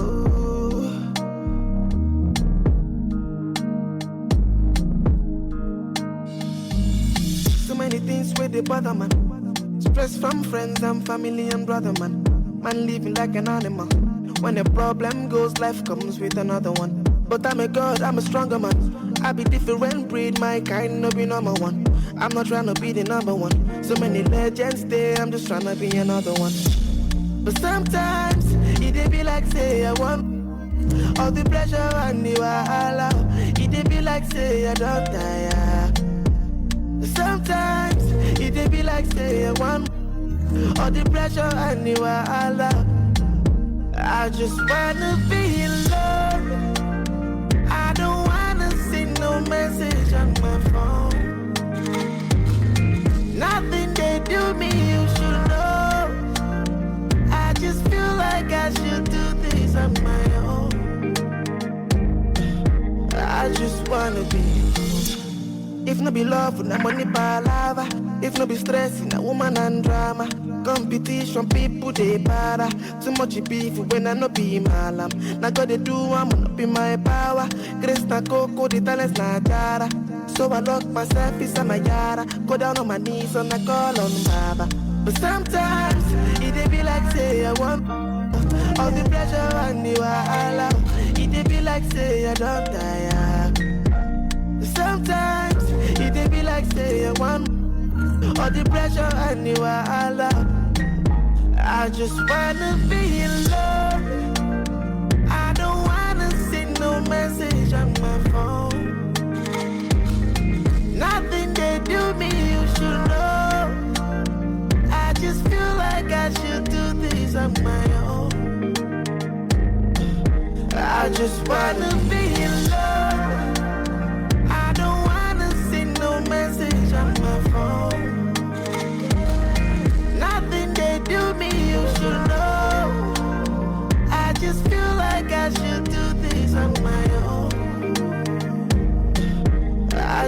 wanna be. Sometimes,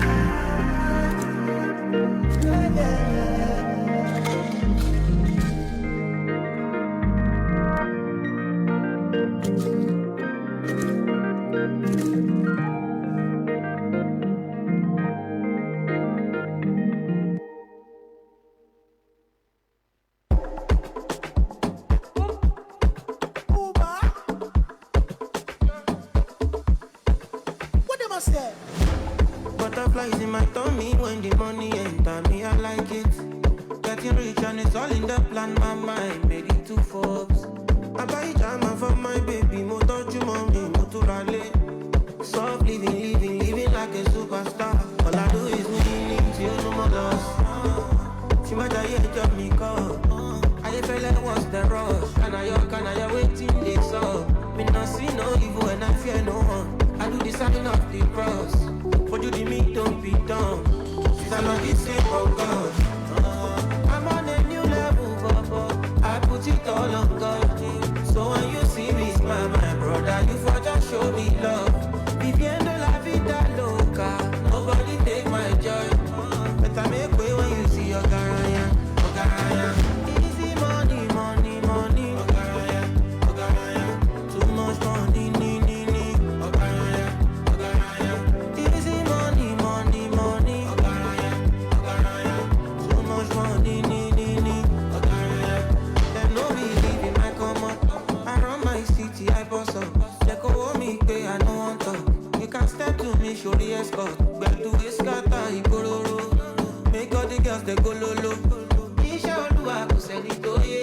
Isha Olua, you ta follow. All I do is winning, till no more loss. See my giant job me call. I feel like what's the rush? Can I waiting this up? Me not see no evil and I fear no one. I do the sign of the cross. For you the me don't be dumb. Since I'm not the same for God. I'm on a new level, Baba. I put it all on God. So when you see me smile, my brother, you for just show me love. Viviendo la vida loca. Nobody take my joy. Better make way when you see your garaya. Easy money, money, money. Too much money, Easy money, money, money. Too much money,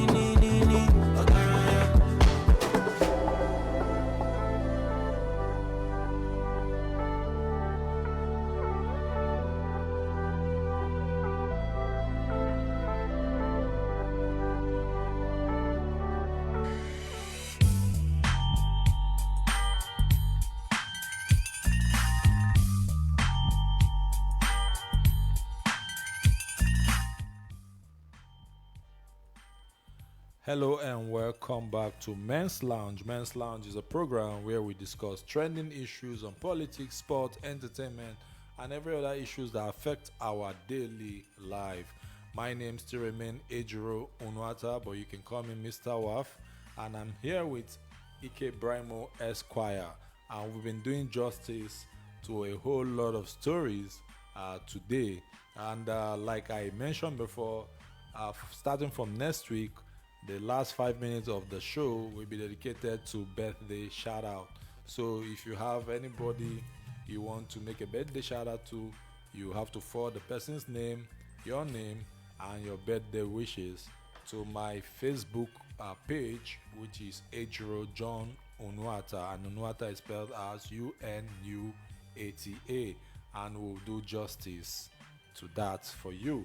Yes, now we're done with talking politics, but you can call in and make mention of any particular topic we've discussed today. You're welcome to discuss, to say something about them.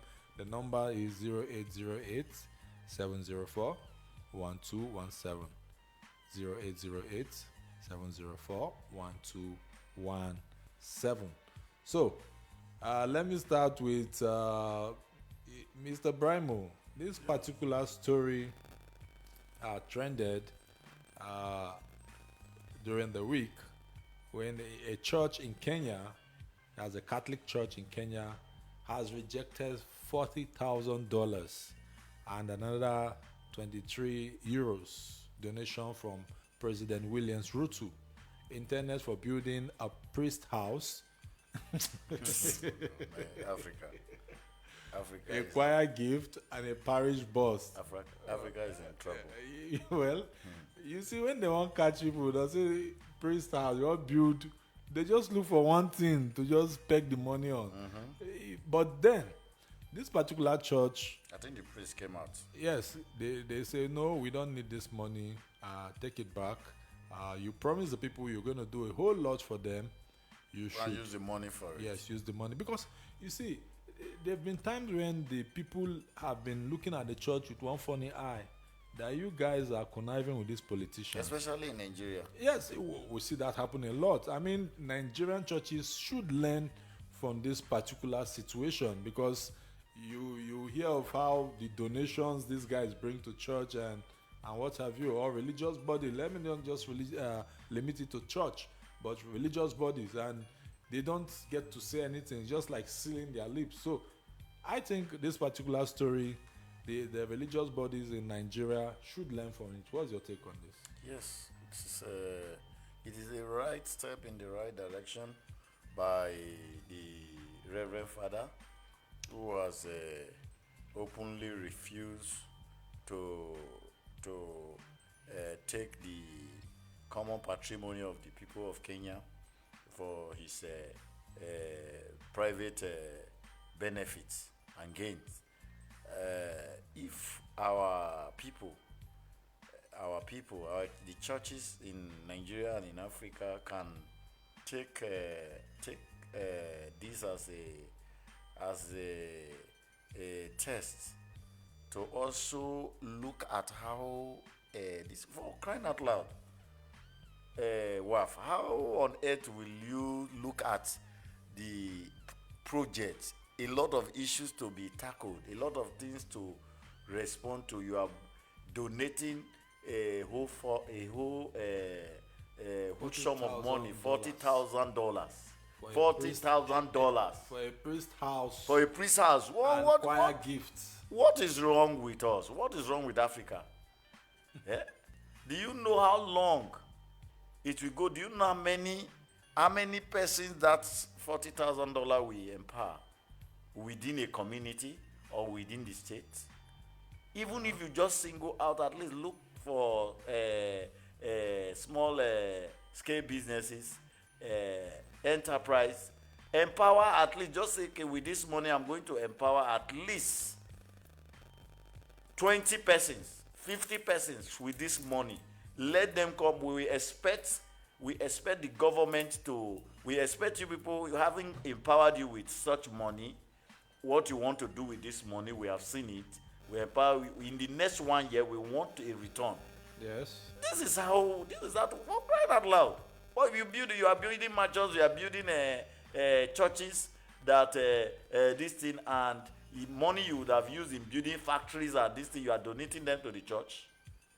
I think it's a big one for the Catholic Church. It's kudos to them to refuse, to have refused such money. It is not bad. Don't get me wrong. No, it's not. It is not bad when people make donations to the church. Yeah. But when it is in this guise, then the people of God should frown at it. They should make a public statement. They should give a statement that will tell the people, no, the people need this money more. The government even need this money to do project. Do project with this money, let's see it. Instead of using it to do this thing to satisfy the ego or need of one man called a reverend father or a pastor, use it to build a factory for the church, for the members of this church. Let them be working there. Let there be a skill acquisition center for the members of this church where they will learn. Go and use it that way. You say if you have done all the projects in the state. There's a statement here that 3 years ago, churches banned politicians from using pulpits for donations. Yes. But they still see them as aligning with the government. Earlier this year, someone came out that's in Kenya now, yes, with the hashtag Occupy Church, criticizing churches for failing to oppose tax hike that spark daily protests. Now, the people are complaining that, hey, this is not what you told us. you are coming to increase taxes and all that. Now you want to bribe the church so that the religious leaders or the church leaders will not say anything as regards what is happening. The politicians are they are very smart. They are very smart in their business. They can afford to drag anybody. They can afford to drag any institution into mess just to have their way. And the religious groups, the churches, the other organs of government, independent agencies of the state must take this into cognizance. What has made life beautiful and law work in a developed nation is that they have, over the years, passed that stage of building individuals. They are building institutions. Now the institution, whether religious institution or government institution, that have been so acclaimed to be independent, can stand and tell the government, whoever is the leader at a particular time, to say, no, we have spent our time and years building this nation. We have the right to say that this thing is wrong. This is our day. That is what has made nations, developed nations, different from underdeveloped nations or developing nations like ours. So we must have that willpower to say, no, don't drag this thing. If you look at what is happening in the country, in Nigeria today, you'll find out that the politicians from all spheres of what you can tag to be politics, they have succeeded in dragging the legislature. They have succeeded in dragging the judiciary. They have succeeded in dragging even the independent and autonomous body into politics. That we no longer have this, we now end up looking at the fate of one man that will come as Messiah to rescue this thing. But if institutions have been fortified, they have been given the required strength and backing, you will see that no politician will come to an office and want to change the narrative for bad. They will have to follow, they will have to condition themselves in such a way that they will know that you don't do anything and go scot-free. Well, that is how it's supposed to be. That is how it's supposed to be. The barrister has spoken. So now let's look about this particular issue. This one trended, and though privately, a man came out to complain bitterly that, hey, I borrowed 6 million for my wedding. My wife wanted an elaborate wedding, and at the end of the day, what we're saying is 300,000. You do the math. Well, so the Baba still get like almost 5.7 or 5.650. Come on, Nigerians. See, I think they say wedding no get carryover. They no even get first. They know they carry first for marriage. So you trying to do something very elaborate. They know they carry first for marriage. At this time, this point of our life, that people need to be very wise and smart in their spending. You want to feed the whole community. People go just come, chop your food. Wrap something for for carton, give you. What was in his mind? So I'm wondering. Some of these persons, is wedding an adventure of money making. Let me tell you what. Some persons are being influenced by what they see on social media. But you forget, you just like somebody who goes to a barber and say, barb me this kind chuku the style. But you forget, your head and chuku the head not be the same size. Then do you know what baffles me most is that this type of setting, this type of mentality is even from the average or even the poor ones that are battling, struggling to survive. Now, do you know what? Even with this current economy, as wonderful as our economy is and as good as our naira has become, are you aware that if he had gotten the idea of borrowing that 6 million to put in a business, yes, that he will be talking well now and appreciating God for taking such step than going to borrow 6 million, not your money, not your savings, not your profit, To borrow. You borrow 6 million. Come on. Wow. Just like one elderly wow, man this say, is not. They borrow to do wedding. You think that is a problem of the society? It's not. It is a kind of mentality that has been created. Now you ask, is he or who pushed you? He's not blaming it, just like Adam blaming Eve. He can't blame his wife. So he's blaming I his know wife. that some of these women can be very. But that's why he's the man. Yes, that's why he's the man. But that you are the man does not mean that you take the shot all the time. If you cannot sit down on a round table, if you cannot sit down on a round table with a woman you want to marry that's not even your wife yet, and plan to say no, we can't engage in this type of spending. We cannot incur this type of debt just because we want to prove a point. You see why I say social media? Some persons live their life based on what they see on social media. Maybe he has seen a Davido's wedding and the kind of money that they sprayed, and Davido is a celebrity. Yes, he has made the money. He has the money. Some persons he can decide to conduct a lavish wedding. Don't put 2 and 2 together, and then there's over like in the soccer pass they say so who is owing now? Maybe you look at one Alaji or one chairman and you believe that if we do this chairman will come with him, guys, all those kind. So I think we should be very realistic with our spending. We should look before we leap. The real marriage is when you go to the parents of your spouse, of your wife, and pay the dowry, and pay the bride. Wedding is just one day.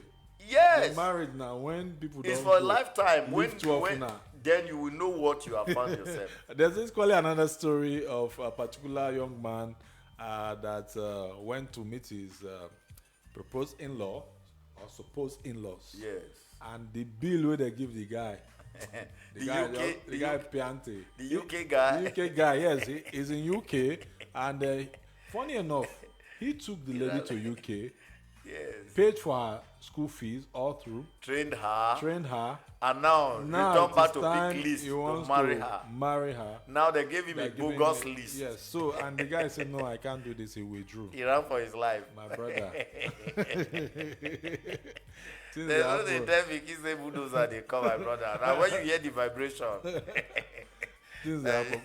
it shouldn't be that way. No. I think if a man has gone that far to invest in that lady, I think it's not even the investment that matters now. Even if it was not, let's forget about the issue of investing in the lady. No, taking her through the process of schooling and all that, taking her abroad and all that.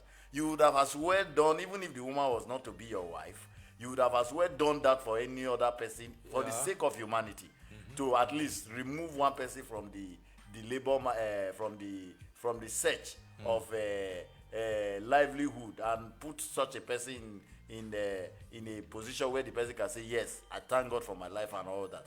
But coming to the reality of things, how can you be given a bogus list? Are you selling human being? No, are you selling your open supermarket? Are you want to open supermarket because your daughter want to marry? If I was to be in the shoe of the girl and you love the man, just say, come on. You can decide to do your marriage but you that see, way. sometimes these things happen when the dad or the father of the girl is not in the picture. Maybe he's late or something, because you have all those wicked uncles. There was there was a time I had in Anambra, Imo State. I learned that a set of group of ladies came out and started saying that, please, you people should stop chasing our future husband with a lot of with bogus price list and all that. How did we get here? I think they need to review. When has it done that a man wants to marry a woman? It's not a venture. It's not a money-making venture where you give a very long list and the man will run. But looking at it, I think the government, we still call on the government. Call on the government to do what? To review, my brother, don't go to there. review some of these traditional issues. Let me tell you, you can decide to marry traditionally or you marry by the act. Whichever way you marry. Marry by the act, let me tell you, marrying by the act does not really take anything. You just go to the court, No. make your Listen, we're Africans, so Yes. if the parents don't give you their blessing, you know what that means. And that is the parental blessing. Good. Now, where does the parental blessing come? You pay the diary. A situation Now, when you are a lady, Barrister, you don't wait. have father, you don't have mother, and But there you is get- you one come wicked from a uncle. family. Hold on, there is one wicked uncle waiting to take a pound of flesh from you. Simply take your husband to the registry and sign your marriage, which is not up to, is it 10 or 20,000? It's not even But up to the that. thing is, And the you do this thing. family will not recognize you. But the law recognizes you that there is marriage. If your father is not there, your parents are not there, and they are making life difficult for you, will you not marry? Will you begin to do hide and seek? You want to remain a side chick forever. Let's not forget we are Africans. Yes. And On a Africans- lighter note, They take this thing very on a serious. lighter note, we need to call our people to order, especially those who are giving the list in the village. Yes. Marriage is not meant to be a pain. My brother, they They need a seminar. they need a seminar. They They need go village, go do seminar, sensitize to them. talk to them that this thing is not supposed to be that you are selling human being or selling your daughter. But you see, away. to some of them, it's like You are they giving your daughter. This is a union where both parties have responsibility. It's in continuum. It's a relationship where, as the relationship is going and is robust, the man comes, visits, takes the family of the wife as is, and the woman takes the family of the man as Now, is. let me even tell you So one that funny you now thing. start putting a When such you huge put- amount of money. When the man marry finish with that kind of expenses, the Okay. guy will just carry the babe go, and that beef will be there.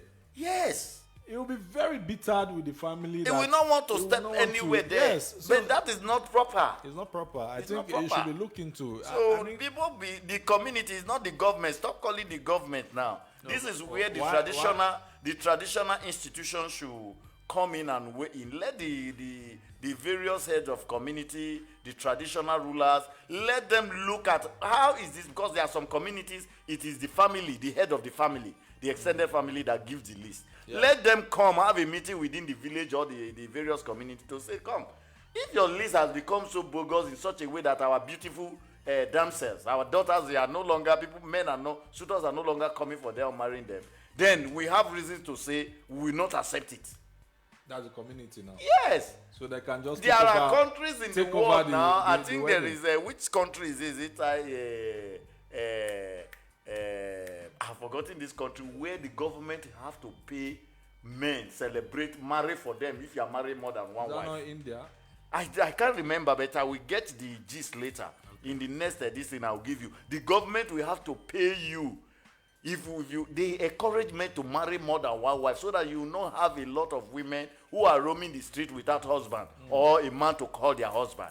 But Marry more than, if you have the capacity or you have the Population control. resources, if you have the capacity and the resources, instead of Okay. giving our women no men, marry at least 3-4. So that they can have men they will call their father or their husband. Children can have this, not to align But with not this in a thing. country Then like in Nigeria, a country where like they have Nigeria, 200 million people. now in a country like Nigeria, men are short. As I speak with you now, the population of men is drastically reducing. That if you conduct a census now, it might be ratio 1:15 because the number of the number of female get child that is coming in each year outruns that of male. I don't know why male children are no longer coming as often as possible. Because they also hard. Very soon, Nigeria government will have to make a policy, a decisive policy to say, okay, let's begin to see. We have a lot of women roaming the street. So if you have the capacity to marry more than one, please do, so that we can have a lot of married women rather than side chicks. Our time is fast spent. Let's take I wonder why you want to. I wonder why a woman want to be a side chick instead of legally getting married legally to a man to be a second wife. I mean, talking about side chick, there's this particular story of a lady who went out on a date with a married man, and before you know, the real owner showed up. Waff, is it not more honorable to be a second wife than to be a side chick? It's more honorable. It happened that when the wife showed up, the lady had to be hidden inside the booth. That is even very scary. She can suffocate now, you know. Why That go is through that such is a what risk? you do for love and pleasure. Is it Pleasure, love or lust? pleasure, love, lust, This whatever must be, you this call must be it. pleasure and lust.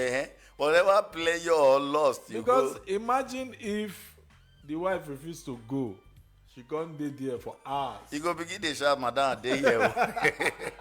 She go begin to shout for boot, Madam, dey here. Now me the whole brief for you. Now I'm the one holding this thing until you come. So let me die here. This is quite serious because you know that's like taking your life for granted. But why hide under the boot? I mean, just face the consequence. Okay, the lady came to the house from the story. They were on a date. Yes. Okay, they are hanging out. And the woman barged into her. The woman barged in. She showed up in that particular venue. So the only way this lady could... the man is to blame. It's not an issue of blame the now. The man is to blame. But she's aware that the guy is married anyway. She's aware that the man is married. The man that is married and you do not have the infantry, the capacity as a man to say, I want to have a second wife, or I am going out with a lady outside you, is to blame.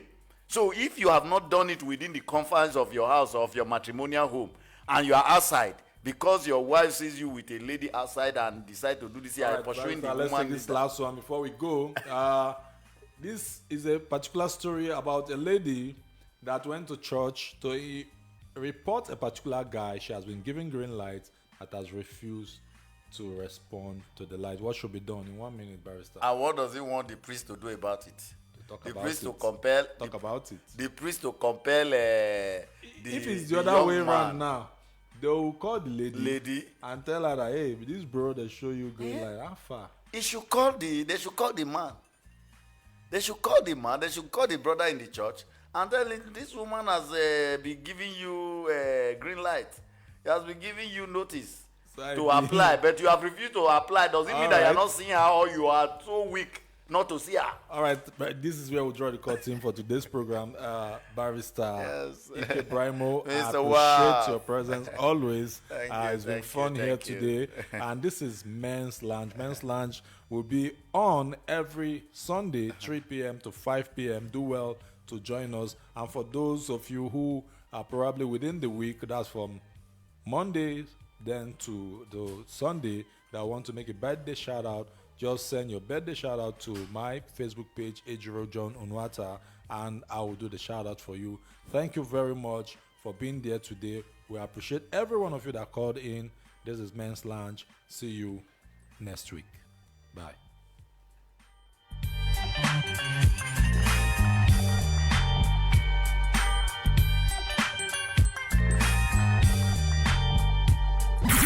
Nigeria's brightest sound. Bright 98.7. In the car, at the office, in the market, in the kitchen, and even in the toilet. Take us everywhere you go. Bright 98.7. Oh man, I'm active. Oh man, I'm active. Oh man, I'm active.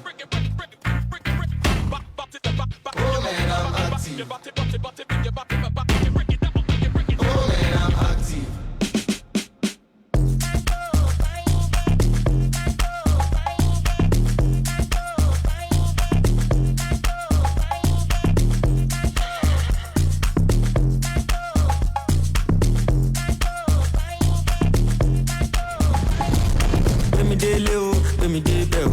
Too short to my baby debut. Too sure you work on my debut. Straight forward and look at the kill. Yeah, you could say 247 me a day. You know strong, make you do for take you. Mungo no me day. Can't do. Muduro can't do. What's the better motive? I've been active, I jam me side. Mudu one side. Hey, give me a check, I jayo. I can't low, I could say you. Oh man, I'm active. Oh man, I'm active. Oh man, I'm active. Oh man, I'm active. I hear this shit, left your Your section of kind of shit. That ain't your bitch, that's bitch. You don't like it, you can suck dick. I just hopped off from the BJ, from the edge to occasion. Got a fetish for the money, yes sir. If she thick, then I wanna pay her. 3 more naira, do an Asian. And I'm outside with the tribe. Gang activity outside. Please believe I done seen the other side. Remember all we had to be was alive. Now I got 20 V's in garage. Each house, beach house, overseas in the lodge. That was 30 MGs, every P I prescribe. You can see it in my eyes, don't bother me. I be in the streets on 10 when I'm high. Oh man, I'm hot.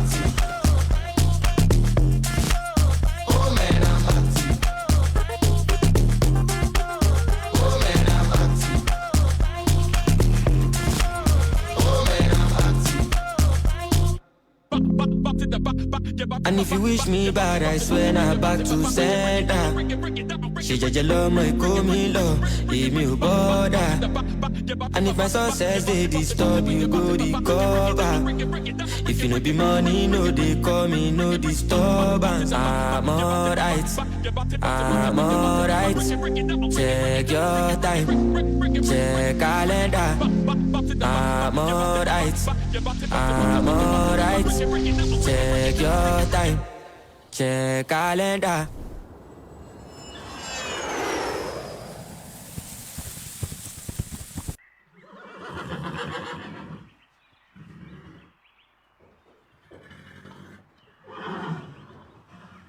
In the car, at the office, in the market, in the kitchen, and even in the toilet.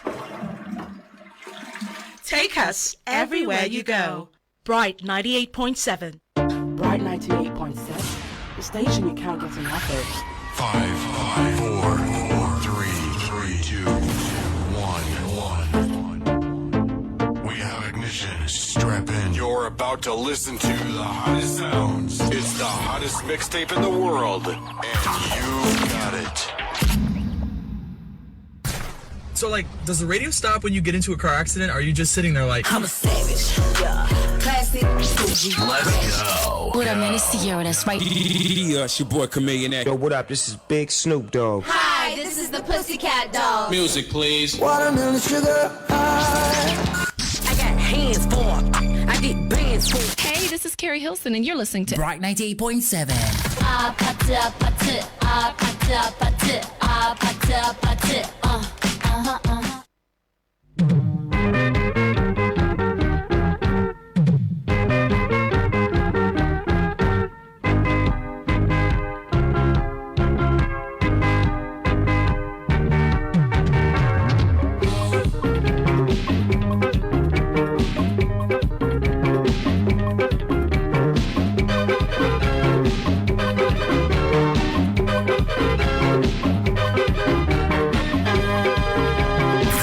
Nigeria's brightest sound.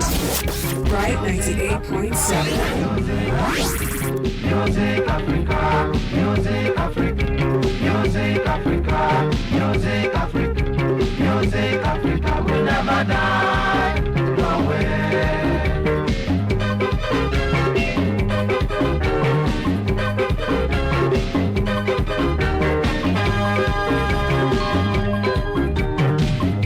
African tradition, our cultural heritage, we never die, yo.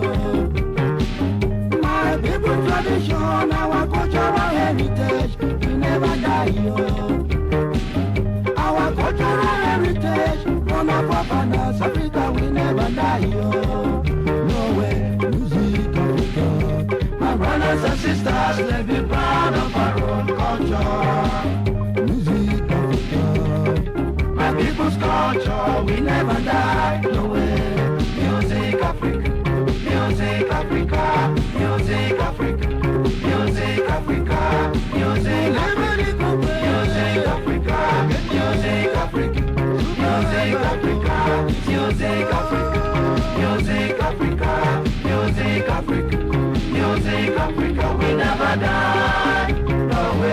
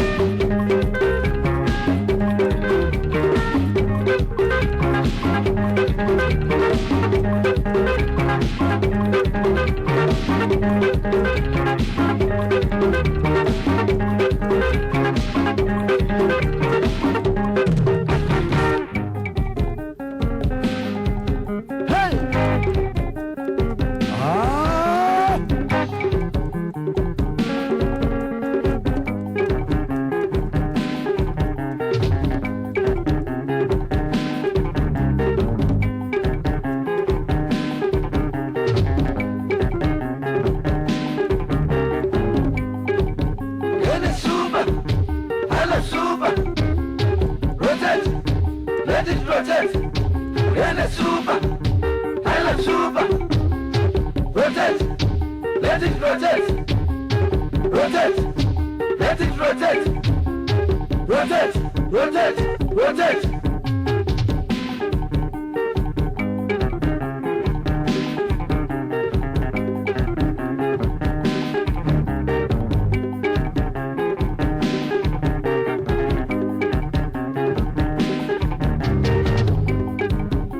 Super High Life. Music from Nigeria, Africa. Shake 'em, roll 'em forward. That's it. Hey, hey. Hammer, hammer, hammer, hammer, hammer. Okay. Ogene Super High Life. Now so we the drum. Any place we go. Our cultural heritage. The music of my people. Now so. Hammer, hammer, hammer, hammer, hammer. You know that?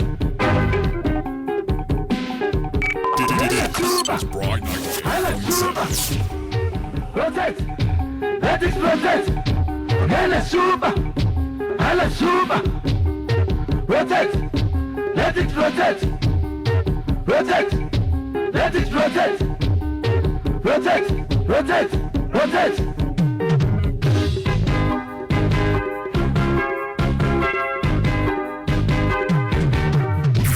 Nigeria's brightest sound. Bright 98.7.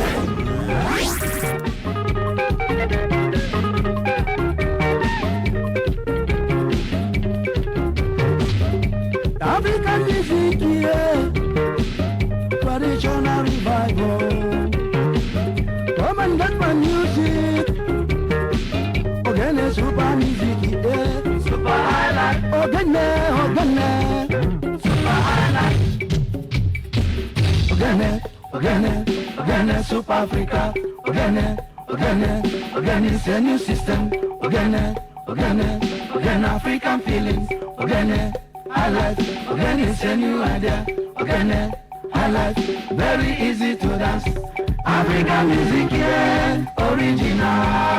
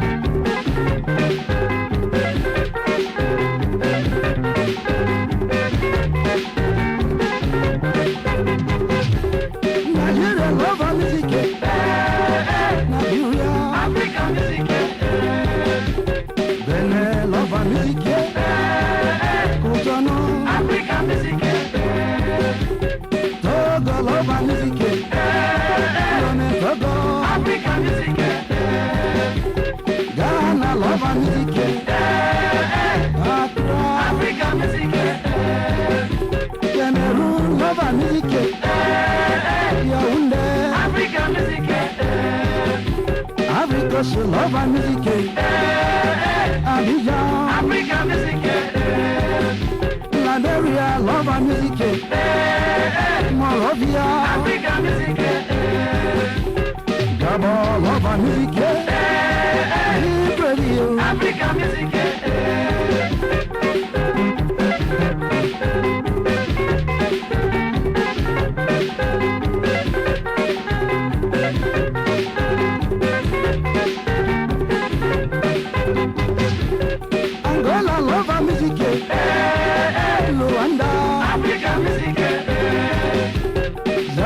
Love music,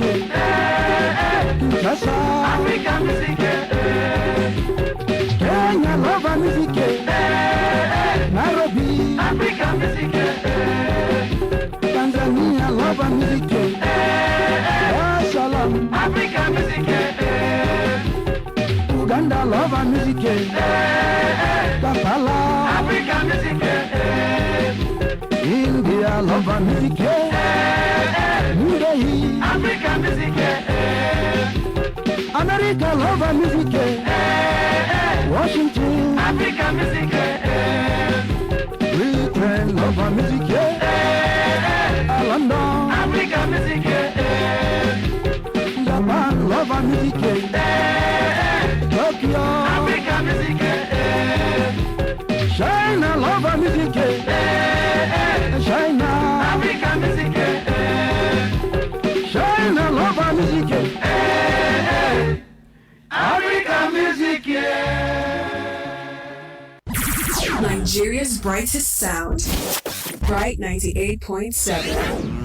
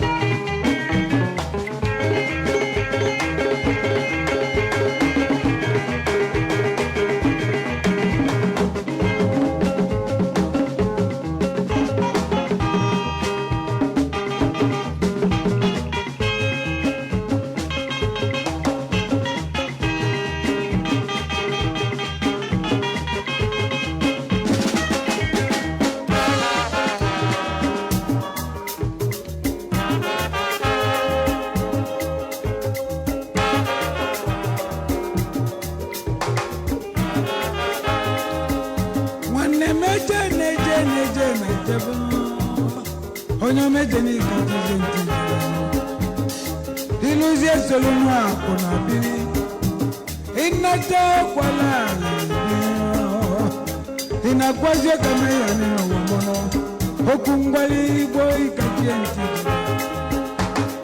Ilizia bulora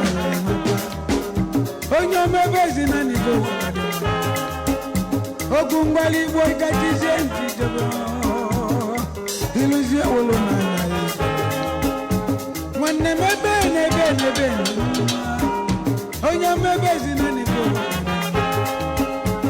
Ogazamaka wajina gomo Ogazamaka wajina Osilio nyama Mkengeni juu Ekeke na lojika shakalo Ajia shakata na mulu Sakebeno Ajia salebe Hasadebe na yamu Hobia muze no chilimo selebe no namo Manemi bene namo Ojeli go wevi nene Ojeli go bituna Manemi bene namo Mwana mabazina ebuna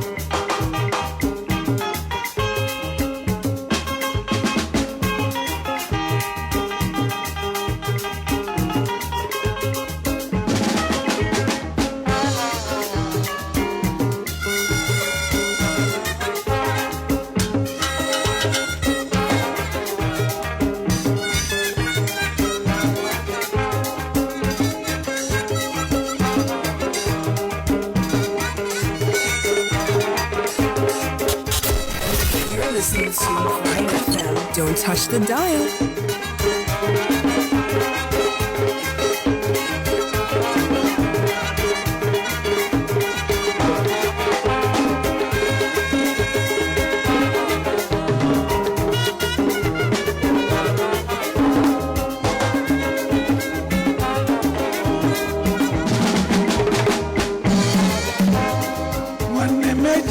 sene jeni ka chanti jebeno Onya mebezi na nivo wadeno Ogaze maka wejina agamo Ogaze maka wejina Mwane mebe nebe Onya mebezi na nivo wadeno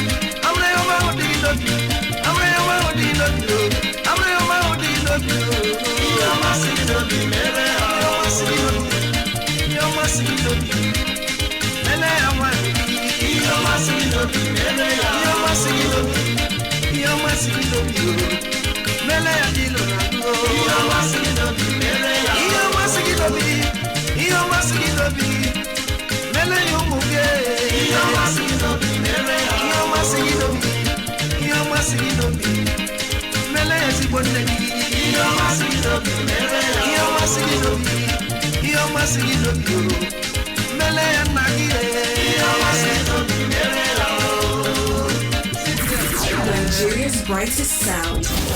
Bright 98.7.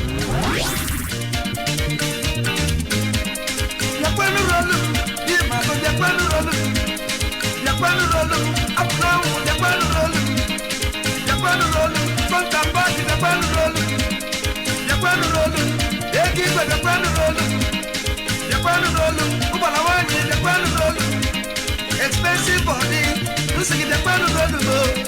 Go away, your mama will not go. Go away, your mama will not go. Go away, your mama will not be there. Your mama will not be there.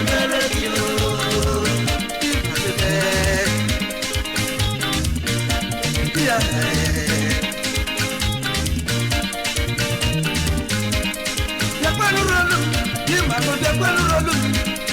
The pan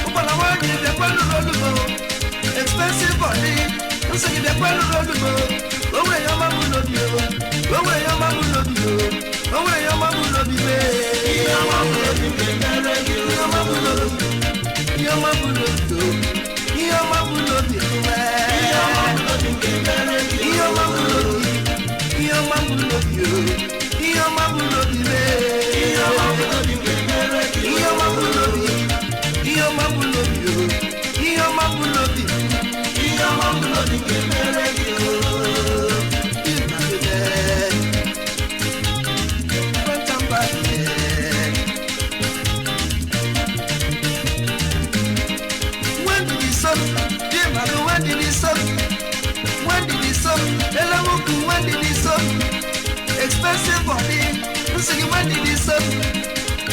Oh, you did when did this up? Where would I am up with you? Where would I am up with you? Where would I am up with you?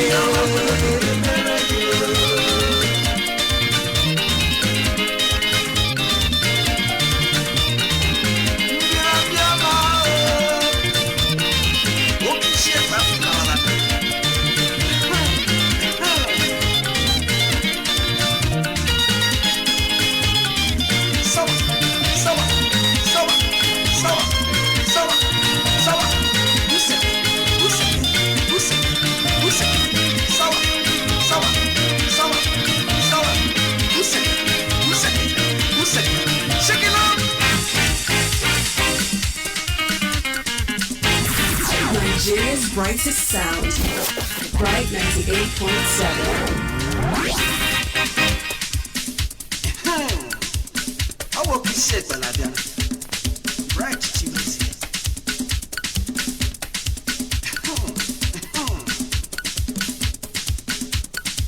Yakruga.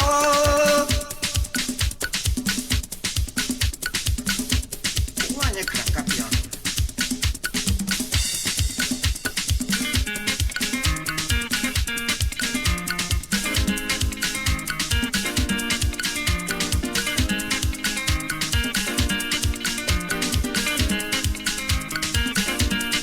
Shaking up. Ice water. What you memory? What you memory? Piano. Yes, you get to Janakin. Abrugadi no more. Abrugadi na dobre. Abrugadi na legacy. Yes, young. Yes, young. Yes, young. Yamje merego jack on the love.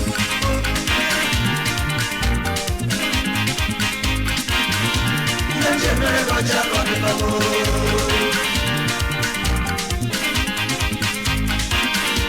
Yamje merego jack on the love.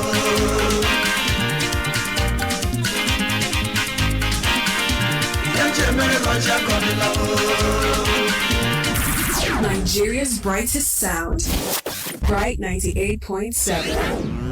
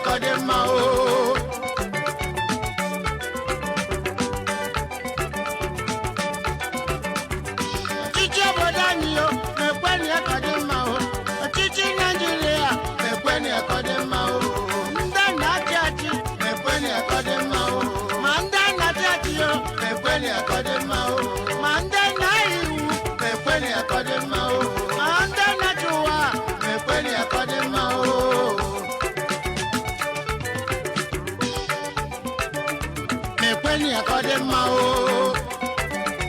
ekweni akọdịmma o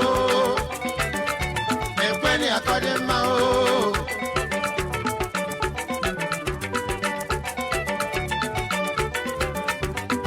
onye jiri counterfeit gbara ọbịa nwaanyị ya wọ o mefuola gị olo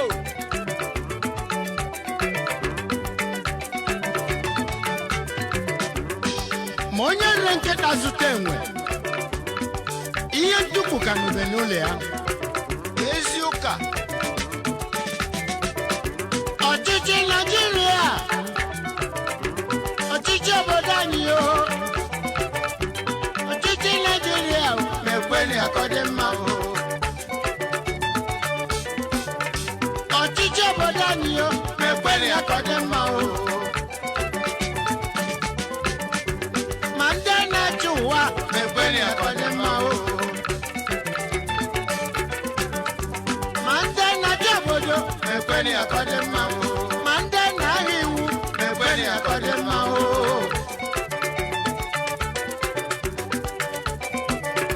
na-ekweli akọdịmma o na-ekweli akọdịmma o na-ekweli akọdịmma o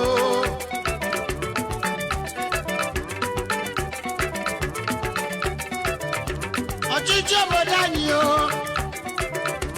ọchịchị Naịjirịa na-ekweli akọdịmma ma ndị na-achị obodo na-ekweli akọdịmma o ma ndị na-ahịa iwu na-ekweli akọdịmma ma ndị na-achị achị na-ekweli akọdịmma ma ndị na-achị achị na-ekweli akọdịmma o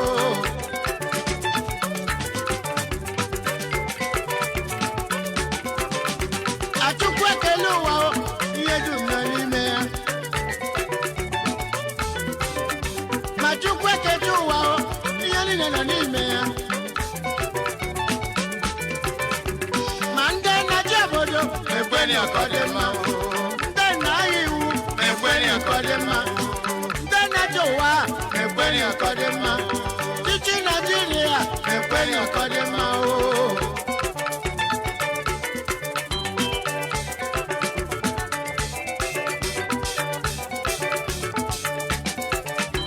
ọchịchị Naịjirịa na-ekwenu kọdịmma o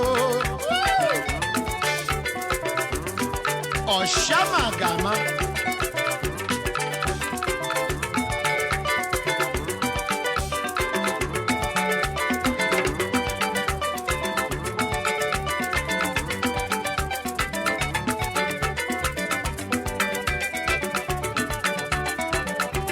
ọchịchị obodo anyị o na-ekwenu ya kọdịmma o ọchịchị Naịjirịa na-ekweli akọdịmma o ma ndị na-achị achị na-ekweli akọdịmma o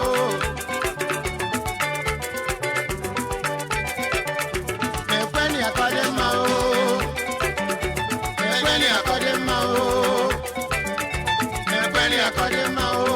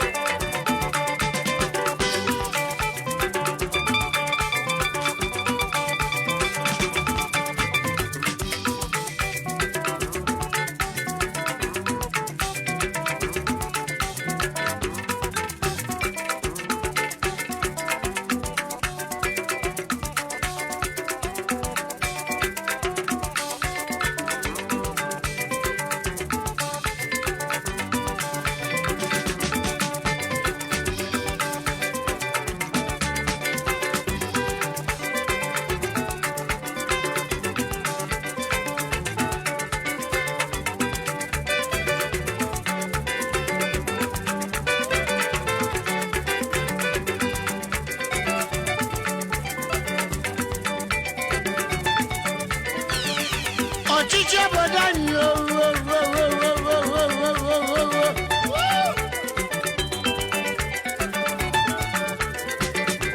ọchịchị Naijiria na-ekwenụ ka ọ dị mma ma ndị na-achị achị na-ekwenụ ka ọ dị mma ma ndị na-achị obodo na-ekwenụ ka ọ dị mma ma ndị na-ahụ iwu na-ekwenụ ka ọ dị mma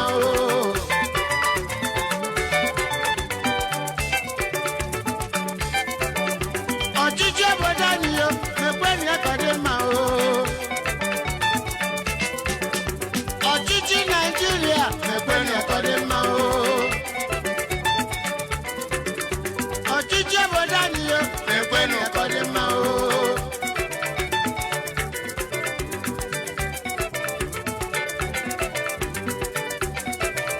na-ekwenụ ya ka ọ dị mma na-ekwenụ ya ka ọ dị mma na-ekwenụ ya ka ọ dị mma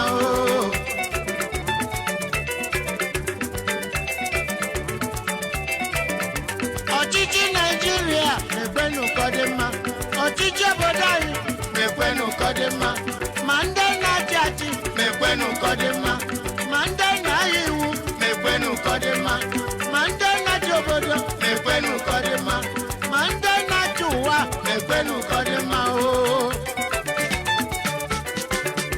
ọchịchị obodo anyị ọchịchị Naijiria ọchịchị obodo anyị na-ekwenụ ka ọ dị mma ọchịchị Naijiria na-ekwenụ ka ọ dị mma ma ndị na-ahụ iwu na-ekwenụ ka ọ dị mma ma ndị na-achị achị na-ekwenụ ka ọ dị mma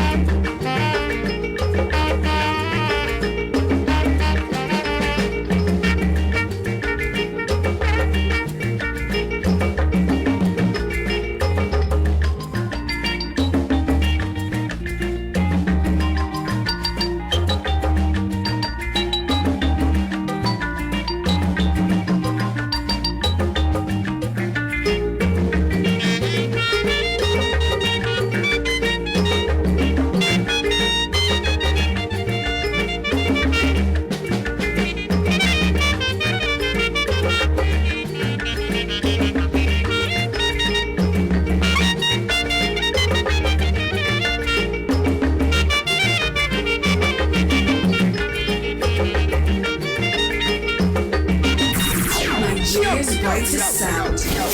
Bright 98.7.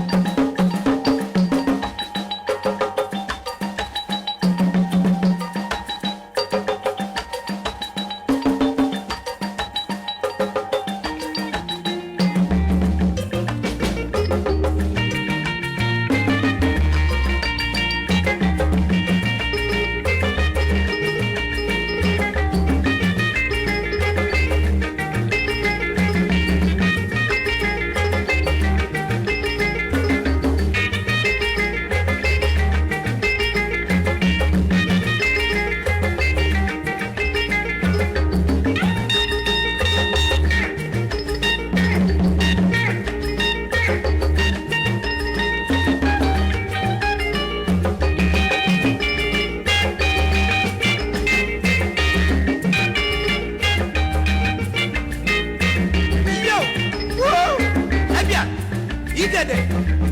When I know the thing will happen. I want to know I walk and tell you. Yo, you get it. Abia. Whoa, whoa. Sorry, yo. Sorry. Yo. Abia. In the car, at the office, in the market, in the kitchen, and even in the toilet. Take us everywhere you go. Bright 98.7. Find and like us on Facebook. Follow us on Instagram. Tell your friends and family about us. It's Bright 98.7.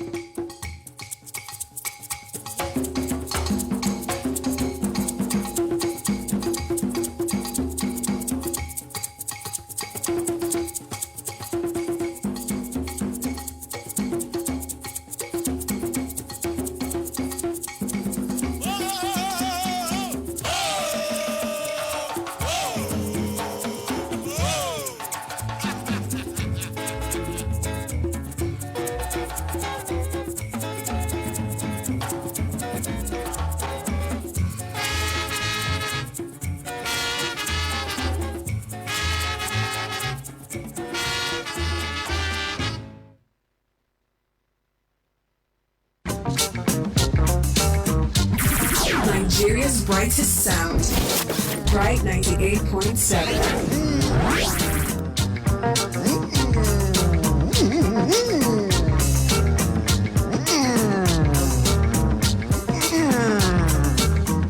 Everybody run. Everybody scatter. Some people lost some bread. Someone nearly died. Someone just died. Police they come, Hamid they come. Confusion everywhere. 7 minutes later, all done cool down, brother. Police don't go away. Army don't disappear. Them leave sorrow till